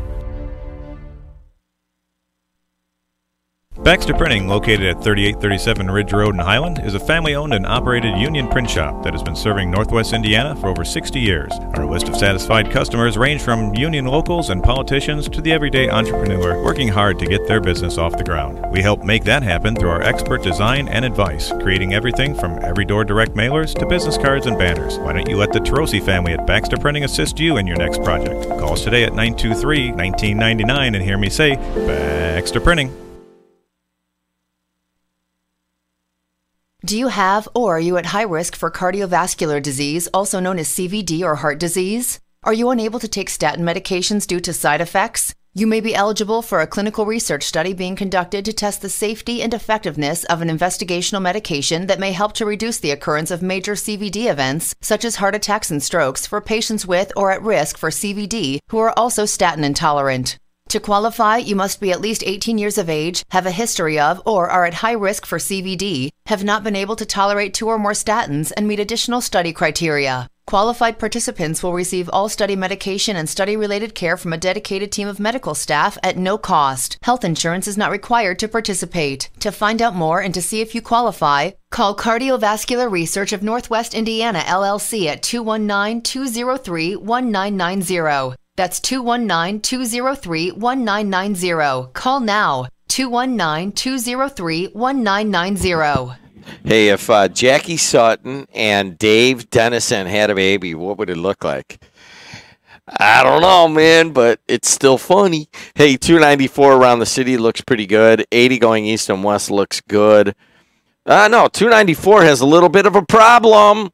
Through Crestwood, Palos Heights, Oak Lawn, Willow Springs, all that area. And that starts right after Cicero on up to 55. 80 going east and west looks good. I'd like to welcome in any former Loop listeners that just want old-time radio. Thanks for coming in. And you can watch us also on Facebook, Twitter, and YouTube. I mean, we're not really just old-time radio. I've been pushing all of the technological gadgets since maybe like 2010. So we're at the forefront of changing radio to something that it really isn't radio. But I'll tell you what, the spirit is still alive here. And RIP LUP. 294 looks it has that problem. 80 there through Country Club Hills and Hazel Crest, all that stuff. It's moving along well. But coming up the gut of the Southland, you still got some issues from, say, 115th on up to about 87th. Stop and go. Skyway Toll Road are moving along well. Now, you got that dog on the road, and then you have earlier spin-outs and ice near Klein Avenue. Eastbound, you're okay. If you're going from Illinois to Porter County, you're okay. But if you're going westbound, Klein Avenue back to, say, Broadway, it's stop and go. Now they have a dog on the roadway, and I hope that thing's all right. It's, according to Jamie, it's one of those matted black oak dogs. I'm not sure what that means or what kind of politically incorrect insinuation he's making there, but it's a matted black oak dog running around on the Borman, and don't hit it. How's that sound? And there you go. Traffic brought to you by Napleton River Oaks Honda, proudly serving Northwest Indiana with superior customer service. And taking a look at the weather, it's just another cold March day. Very soon, Ryan Walsh and Sam Michael will be on the call from baseball and softball games from Dowling Park, as we are going to once again be the broadcast home of Purdue Northwest Sports. And that's going to be baseball and softball, mostly on Facebook Live video, but a little bit on the radio. And I bought them both big stocking caps, and I have an extra pair of gloves for them and scarves for when they're sitting out there and it's 32, 33 degrees and there's a wind howling off the lake at about 20 miles an hour. And they're sitting there with a microphone and they're just standing still listening, bringing the games to you. So, everyone's got to have an apprenticeship program to make it to the big time, and they're going to be doing theirs this spring from Dowling Park. Anyways, 32 is your high today. Right now it's 26 degrees. It feels like it's 18. 35 tomorrow, chilly again with partial sunshine. Gets down to about 20 degrees tonight. By Friday, partly sunny and chilly, high in the mid-30s again. And then Saturday, it actually gets up to 43 and sunny. Saturday, of course, is going to be regionals, and we're going to talk about that now with the dean of all sports writers in the state of Indiana. He is well known internationally for the way that he brings pros to the printed page and to the NWI.com website, and that is Alan Hamnack. Al, how are you, buddy? Jim, I'm doing fine. What you were saying before about following Purdue Cal, there's no better feeling in the world, is there, than being at a baseball game and having your lips stuck to the microphone or your fingers to the keyboard in brutal weather, brutally cold weather. It makes you feel like you're part of the actual happening. It just makes you feel real. You know what I mean? There is no colder place to do a game in the region. There's two places that stand out for just bringing chill to your ankles that won't go away until about 2 in the morning. One is Maryville. Maryville baseball field out there is kind of wide open. And every last time I ever went to one of my stepson's games or went out there to any game or covered a game out there, it's been in the 30s, and you get a west wind that has nothing blocking it for about half a mile, and you can just feel it in your bones. Dowling Park has that feel at times because it's kind of wide open. Gets blocked a little bit by the sound barriers on the expressway, but it's still pretty cold out there. And it just comes with the turf. I mean, we're part of it. We know what it's all about. We brace for it. You can't dress up in this business. You can't go to an event dressed up. You have to look like a bum to be comfortable. Now, if you're indoors, clean shirt would help. Pressed slacks or jeans would help. But outside, it's just, you go to a Cubs or Sox game or a Bears training camp, and you look at the writers from the biggest papers in the country, and they look like, they came off the street holding a tin cup, begging. because you got to be casual. You got to be comfortable because it's a long day standing there, either sweating, freezing, whatever, and trying to think of story ideas and interviews. So comfort is the number one thing.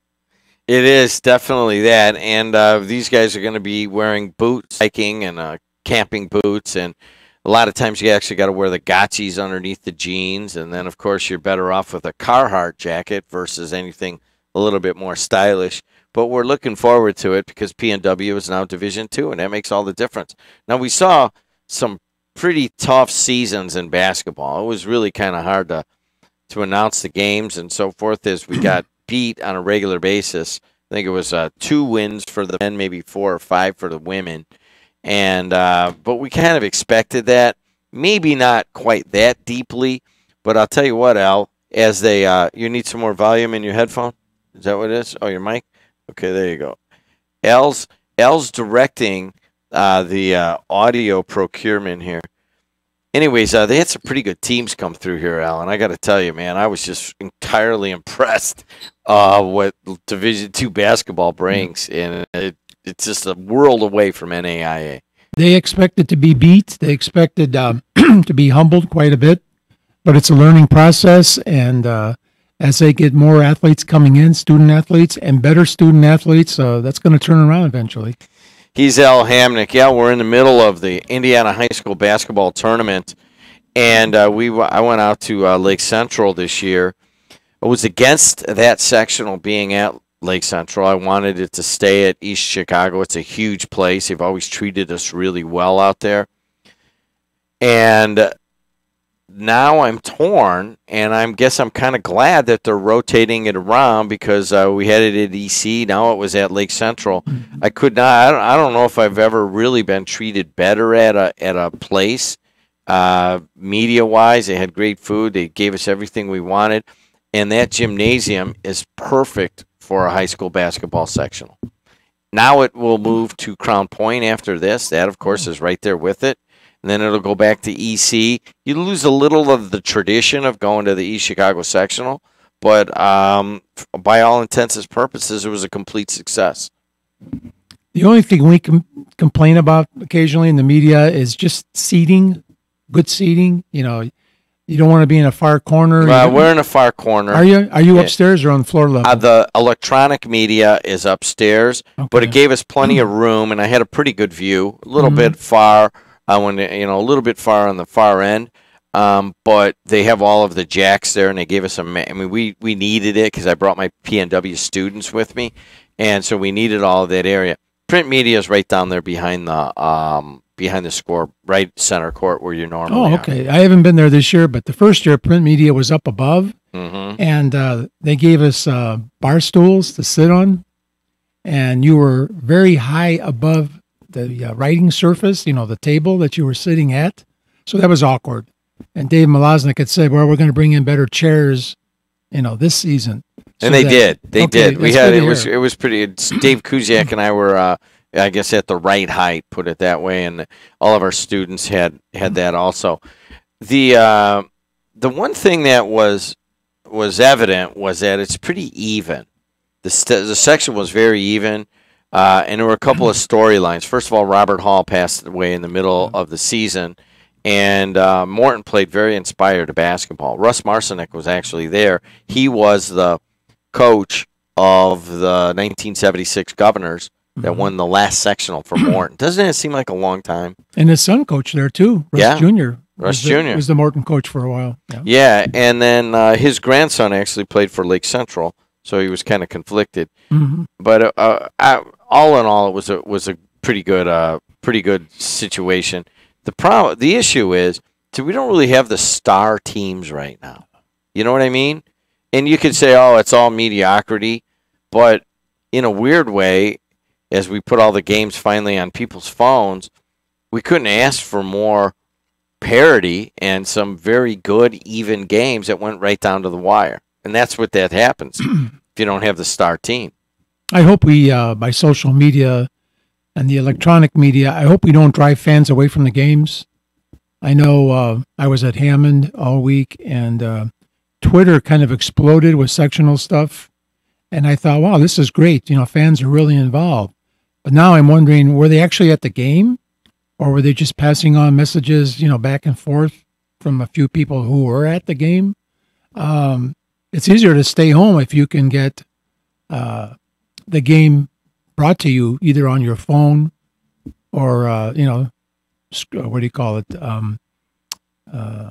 When you watch it on your computer, then why go to the game? The weather was good this past week. There was no excuse to stay home because it was, too wet, too cold, or, snowy. But Ryan and I were talking before we came on here, and attendance seemed to be a little down this year throughout the area. The night of the championship game in Hammond, somebody texted me from Valpo and said, there is not a Maryville student here for the championship game. It's all few adults, but not one Maryville student. I don't see anybody in the stands. And that is really sad when you look at that program and what TJ has done. I mean, you would think, and Jim East had the same problem when he was coaching there. He tried to rev up the music, make it more entertaining at halftime, get the young kids, of all race, creed, color, get them all involved. And he was still kind of in a holding pattern. They never really bought into it. I don't know what the problem is, if that's paramount throughout all of Northwest Indiana basketball. I'm sure out at Couts, Lacrosse, Hebron, some of those places, the crowds pack it up pretty good. But around here, in Civic Center, I love that place. We've done, you and I and your staff, we've done thousands of hours of coverage there during our lives. And it was empty. It was empty. And the games, I think only 2 teams had winning records, but the games were entertaining. You missed a good weekend of basketball. Well, you know what? My theory is opposite of what you're talking about. My theory is that the average person in the community does not have a connection with the high school basketball team. And we have to rebuild those connections in the communities. And in the past, even if you didn't go to the game, you might listen to it on the radio if you were 25 years old and you had one kid or something. That's all gone. People don't do that.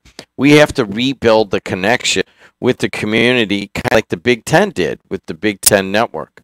And I disagree with that. I think that the electronic media, basically streaming video, has to be there to bring the games to the phones of everyone in the community so they can start to see the players, start to get behind their teams, and start coming out to the games and support the program.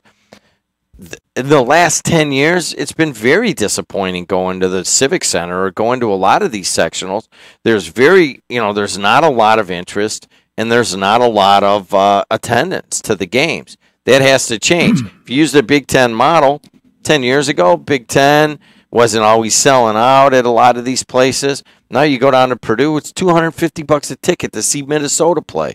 And part of that is that you see the teams on the Big Ten Network, you see Matt Painter getting interviewed, you follow them all the way through. You have to somehow rebuild the connection with the community, and the technology, in my mind, will allow us to do that. Well, the Big Ten Network was a blessing. I mean, you can watch everything from swimming, gymnastics, basketball, football, and you always have good teams in the Big Ten. I mean, there's always, pretty much a lot of balance, especially in men's and women's basketball. But I'm just saying, if you can watch the Hammond Civic Center on your phone, what's good to keep you from going to the movies that night and just following the game on your phone, or going out to dinner with some friends, or to a bar or something with your friends, and just watching the game on the phone? Well, why isn't that logic playing out with the Big Ten, setting all sorts of attendance records since they started? I think the atmosphere is greater. You go to a Big Ten game, and your skin starts to crawl. You walk in there, especially a place like Bloomington, when the Hoosiers play, whether they're good or bad, Mackey Arena. You just walk in there, and you can just feel everybody's emotional level going up. And that's because of the venues quite often. You see the banners hanging, and you see the teams come out on the floor. You see the NBA scouts sitting right behind the benches. You don't get that at a high school game. But how do you know that that's there? How do you know that? In high school, Jim, we need a great team to pack people in. I disagree with that. I think East Chicago, Washington, and East Chicago, Roosevelt, What's the last great team we had from this area? Well, West Side when they won state about 10 years ago. Teams that really you want to go see for yourself. Central, probably Chicago Central. With Kawan Short, yeah, and Etuan Moore. Yeah, these that are would teams, be the last one. Probably. Yeah, their last really, really good team. You would travel. You would travel 20 miles that night from Porter County to East Chicago or whatever to see this game because you've heard so much in the papers and on radio about these certain individuals. So you just mentioned it. You just said it. You go, why do you know about that game and how do you know about it? Because you read it in the paper and you listened to radio. You know, and I know the younger folks don't read the paper as much and they don't listen to the radio. So you got to bring it to them where they can make that connection with the school, not just in basketball, but in all the sports. And if you don't do that, you're not keeping up with the times. I understand the risk of say, all right, hey, we're going to go out and do the volleyball game in video, a big volleyball game, a big basketball game, or a big soccer match, so people aren't going to come out as much.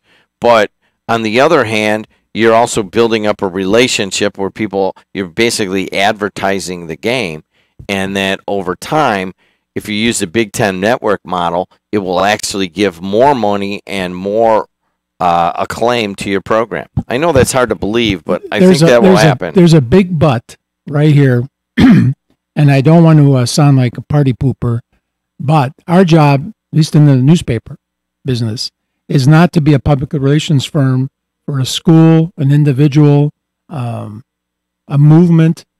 We report on what's happening.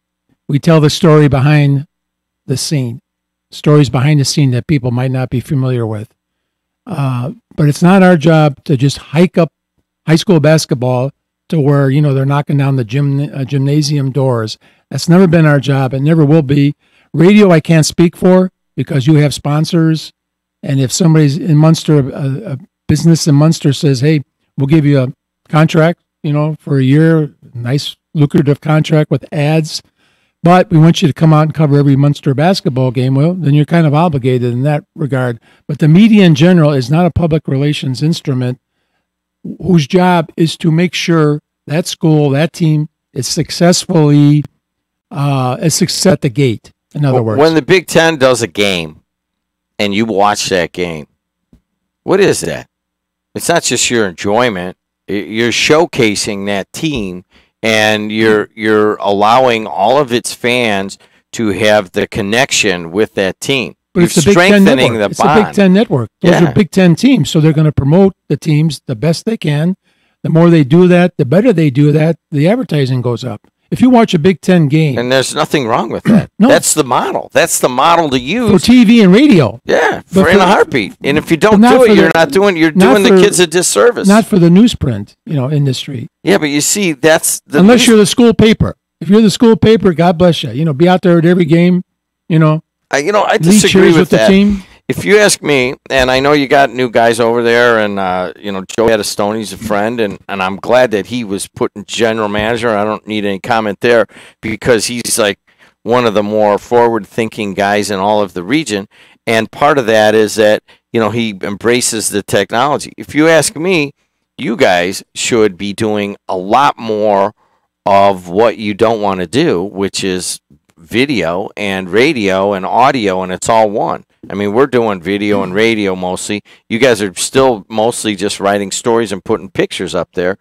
I think that if it was, I would love to see you guys doing more of the electronic media because it's all one now. There's not that much of a market for people to go out and write game stories anymore. One day they want your entire newspaper on the phone. I've been told that before I retired. They want entire newspaper phones. All you have to do in the morning is pick it up. You don't have to go out on the front porch, look for it in the bushes. You just pick up your phone. There's the entire newspaper. The problem is the average readership at the Times is about age 40, in the 40s. They don't want to read their newspaper on the phone. They want it at the breakfast table, roll it up, put it in their back pocket, take it to work with them, maybe read it online occasionally, but they don't want to read the newspaper on a small phone. That's the technology that holds the print media back. And we shoot video. If you've noticed, there's a lot more on Twitter from the Times. You know what, you do a good, by the way, you personally do a great job on Twitter. You're a little bit smart alecky, though. Well, I'll tell you. You make fun of I things. only do it at games. I don't, we have people at our place, I won't name them, but, they probably take their phone to bed with them at night and tweet, every time they wake up for a bathroom break or something. I just do it when I cover something. But yeah, it but is fun. you'll make fun of. I mean, you'll comment on a coach's demeanor. You'll comment on the lack of a crowd. Well, the first night at the Hammond Civic Center, 30 people sat during the national anthem. And here was this girl from Hammond High, did a great job singing the national anthem. And I'm looking around, there's maybe 200 people there, and 30 of them are sitting. So I tweeted something about, about how how divided this country is. And it doesn't help when you sit your big butt down during the national anthem and you're talking and giggling. I must have had that night 50 or 60 people tweet me back, and they were all, you could tell they were all veterans. They were all adults, older people, grandparents who agreed and were just as mad as I was seeing this. You were mad? I was disappointed, I mean, and some people tweeted back, yeah, and these people that are sitting will be the first ones that want a handout or want help or that are upset with their government, But when a family is sitting and their two little kids, 5 and 6 years old are sitting, what are they teaching them about the country, about the flag, about, we've got faults here. I mean, we got a ton of faults in this country, but it beats the heck out of, living in the Far East or in Russia or somewhere like that. So get used to it, make a difference, make a difference, be a good person and make a difference yourself. But I see it in the suburbs. I see it in the inner city. People just don't get their fat ass off the bleachers during the national anthem. And the bands do a good job. Munster, when they do the national anthem, actually has a bunch of cheerleaders who lead it with sign language. And they do it at football games too. So you can sit there and they're signing the national anthem for the people in the stands, maybe, that are deaf or whatever. And I'm thinking, wow, that is really touching to do something like that, to put that much time and effort and thinking about the fans. And if I was doing that and I looked down and there were 300 people sitting on their butts, looking at their phones, I'd be, what? You'd be pissed. He's Yes. Al Hamnick. Let's talk. 219-845-1100. Dave from Gary first, and we're going to go kind of quick. Al has 6 people waiting to talk to him, and Dave, you're the first one, buddy. Talk to you. Well, you guys got a lot in there. Appreciate you coming in now. One, just a really quick traffic. Eastbound 8094, the ramp off of Klein Avenue to go on eastbound 8094 is closed. 3 pickup trucks into the wall in a car, so you can't get on eastbound 8094 off Klein Avenue. Westbound... Wait, northbound or southbound Klein Avenue? From southbound. Well, it all goes to one ramp, so... Yeah, right, you're right. Yeah, okay. There's just trucks and cars everywhere. So when you're driving through a shaded area, the shaded areas, because the big wall is there, the sun's coming up, the shaded areas are still frozen. So you got to be careful going through the shaded areas. But Al, I generally don't disagree with you. And Jed, it's a hit or miss with you, but I think you both hit on something. And Al, do you think this is where that social media is finally butting heads with newsprint, with ink? And you both sell ads. The Times sell ads, right? Other papers sell ads. JED sells space and ads. So, in that aspect, I'm going to say no mas, right? I mean, that's pretty equal. You both have to keep the doors open, and that's how you do it. You sell ads. But what I look at, and you guys hit it, because when I used to go down to the wrestling tournaments, right, and the final day when they pulled all the mats off, and there was only that single mat, and then the lights came down, I don't care if you were a wrestling fan or not, on the high school level, everyone's heart rate went up about 30 beats. It's just so exciting. So in that aspect of high school, and yes, that's the state level, and that's the final day. So it is going to be electric. But I used to get so excited. Just my nephew was out there, and even if you weren't a wrestling fan, it was just super exciting. And there was no, there was social media, but it was just when you're there. And it's a shame that more people don't go to those final matches and fill the stands, because if you're a basketball, baseball, football, it is just so exciting to watch these young men and women play. And Al, you said you're disappointed on people sitting. That's kind of the sign of the times. This is one of those things we're just going to have to do our own thing. We could not like it and be disappointed. I remember playing Little League in Hessville. When they played the national anthem, everyone stood and put their hand on their heart. They left their political views behind. But I think those days are long behind us, my friend. Everyone brings their political view and their angst everywhere they go, even Little League fields, which is a shame. All right, Dave. All right, you got a lot in there. Thanks a lot. Talk to you. One quick thing, the NFL is actually considering this coming season, 2018 season, having the players stay in the locker room during the national anthem. All the teams. Some teams do that. But, I mean, all of them. Just make it mandated across the league and then come up on the field right before the game starts. This way you don't have anybody, if they want to protest, they can do it in the locker room. That might be a viable solution. It makes sense. Let's go to Dave from Crown Point, 219-845-1100. Hey, Dave, how are you?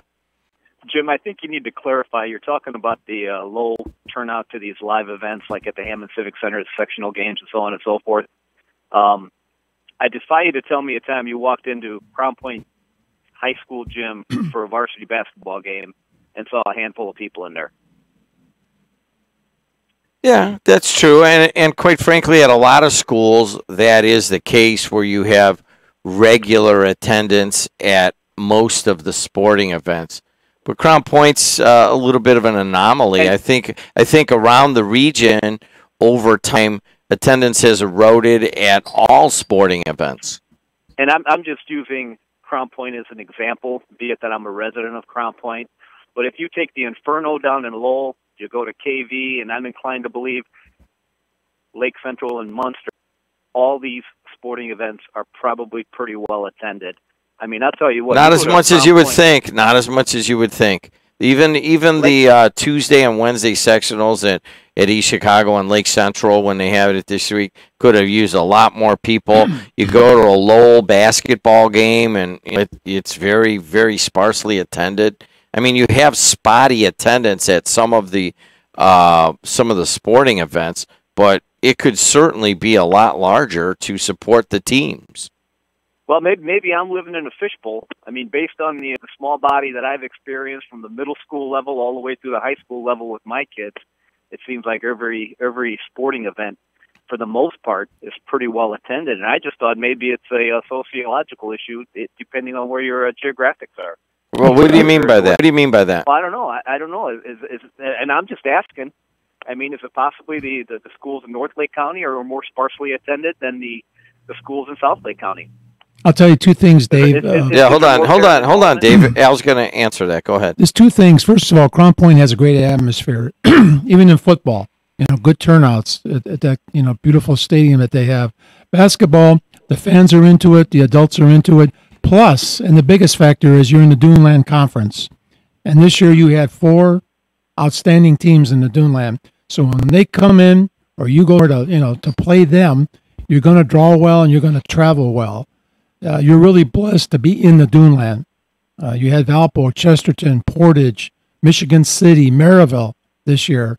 So that's going to help your gate quite a bit. Well, fair enough. Like I said, I do live in Crown Point. That's primarily what I see. But I know I've attended events at Munster, Lake Central, and some of the other schools, and they seem pretty well attended as well. You guys get out there a little more than I do. That's why I figured I'd ask the question.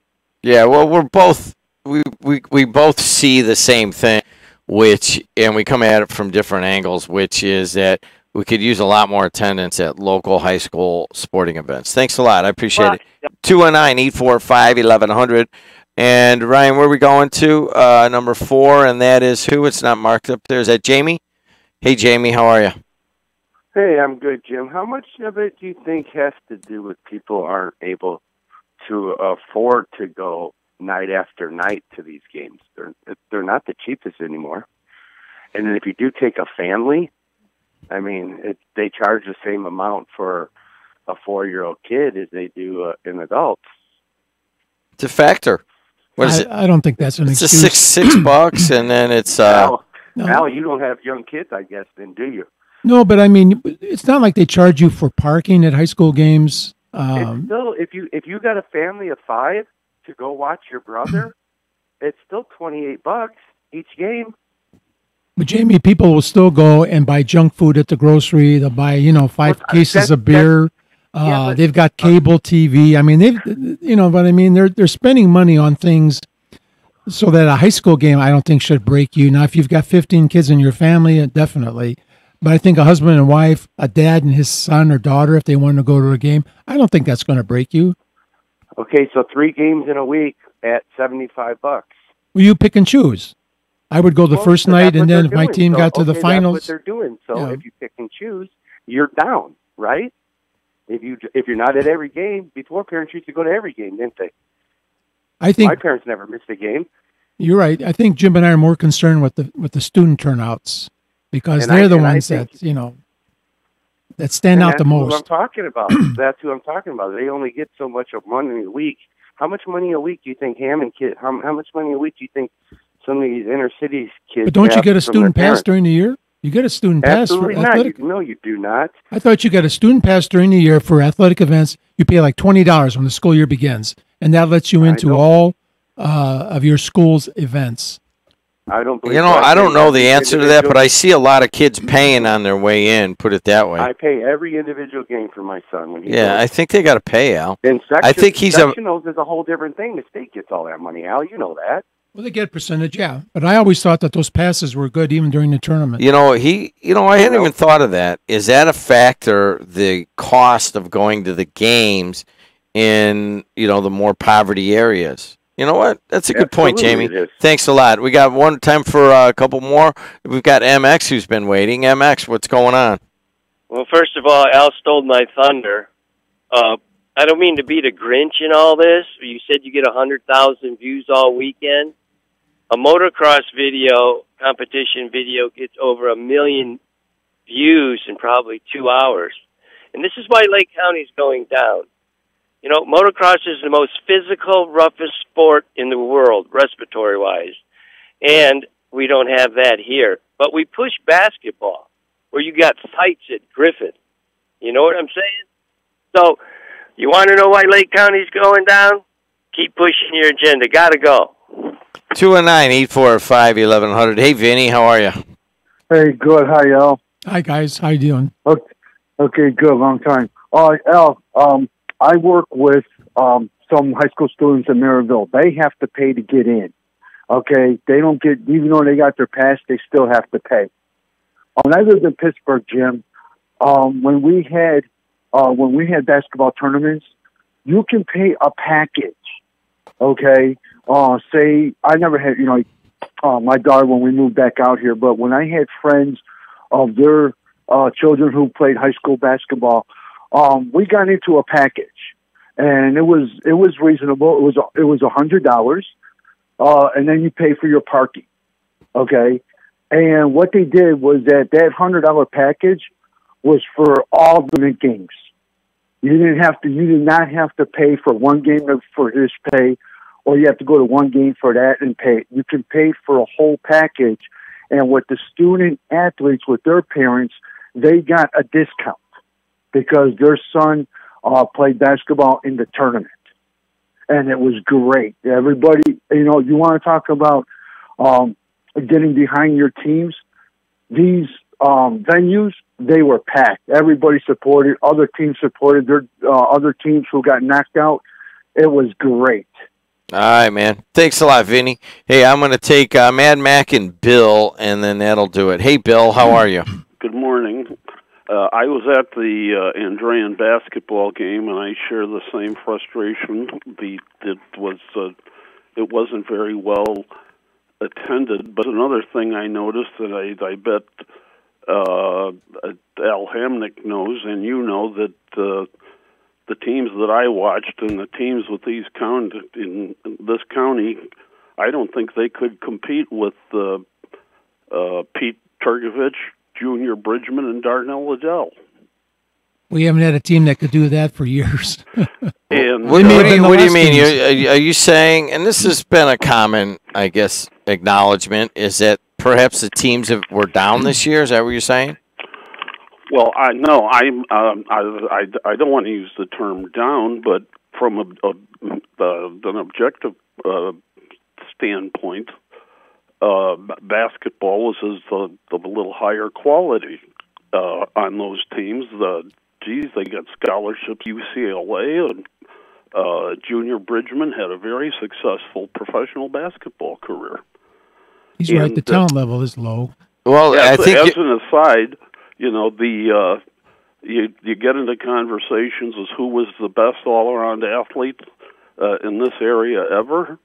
Let me throw in some points for John Serban. He was not only an outstanding basketball player, he was a scratch golfer and could do virtually anything. All right, man. Thanks a lot, Bill. Final call, Mad Mac. You're it. Go. Yeah, first of all, you don't have the schools promoting the stuff with the students, like the kids' bus that used to go to the different games and that. They don't do it. And then you go talk to these people about it, and they look at you like you're an idiot. I'm like, you need to get the kids to the games, giving them an incentive to come. Tell them, here, pay $5 to get in, and we'll give you a $2 voucher for the whatever it's called, the snack bar, whatever you want to call it. Oh, we couldn't do that. No, you could do that. You're just not that bright to figure out the math of it. You'll get more kids there. You want to know why girls' games are empty? No one's interested. Give them a freaking Dorito, and they're going to show up. The other thing is with the pass. It is expensive for playoff games. The kids' pass that the schools sell is only for the regular season at those events. You get whacked by the IHSA for now $7 to come in to see a crappy game when no one's there. It's like, Jesus, how much I got to pay? And Al, I don't know. I know you've been around forever, but if you think these schools north of 80-94, that these families have the money to dole out $7 a kid, no chance on the planet, man. The schools are responsible for this. They need to push them more to get the kids there. And you got to realize, Jimmy, everybody's not interested in high school basketball. The venue of entertainment has spread so wide, hasn't gone from 90 degrees to 180. It's gone from 90 to about 360, you know. And there's a lot more for people to do, you know, and it's unfortunate in a way, but it is what it is. I mean, but, you know, I'll give you credit too, Jim, and I wish to God you'd go down there and knock Bobby Cox right out with freaking 2 punches, because for him to charge you for doing what you guys did to promote basketball around there is a crime. You should get your money back from the IHSA. Hey, they owe you for sure. Thanks a lot. I appreciate it. I just want to say one thing. I talked to 2 coaches during the sectional, Hammond sectional. I won't mention who. We talked about schools, the low crowds and that, and they each said that at their respective school, you could walk down the hallways during sectional week, and there were no signs put up by Booster Club, cheerleaders, whatever, promoting the games or game, telling the fans to get out there, giving them the times of the games. Not one sign. When we were in high school, the hallways at our schools would be cluttered with signs, posters, whatever. That says a lot about promoting your own product. Maybe the schools in our area have to do a better job. Not all of them, but most of them. He's Al Hamnick. I'm Jim Dietl. Thanks for listening. Al, thanks for coming in like always, buddy. My pleasure. A lot of stuff going on in the world. I'm out. Coos is in. Bye. Theo's Steak and Seafood sets the standard of fine dining excellence.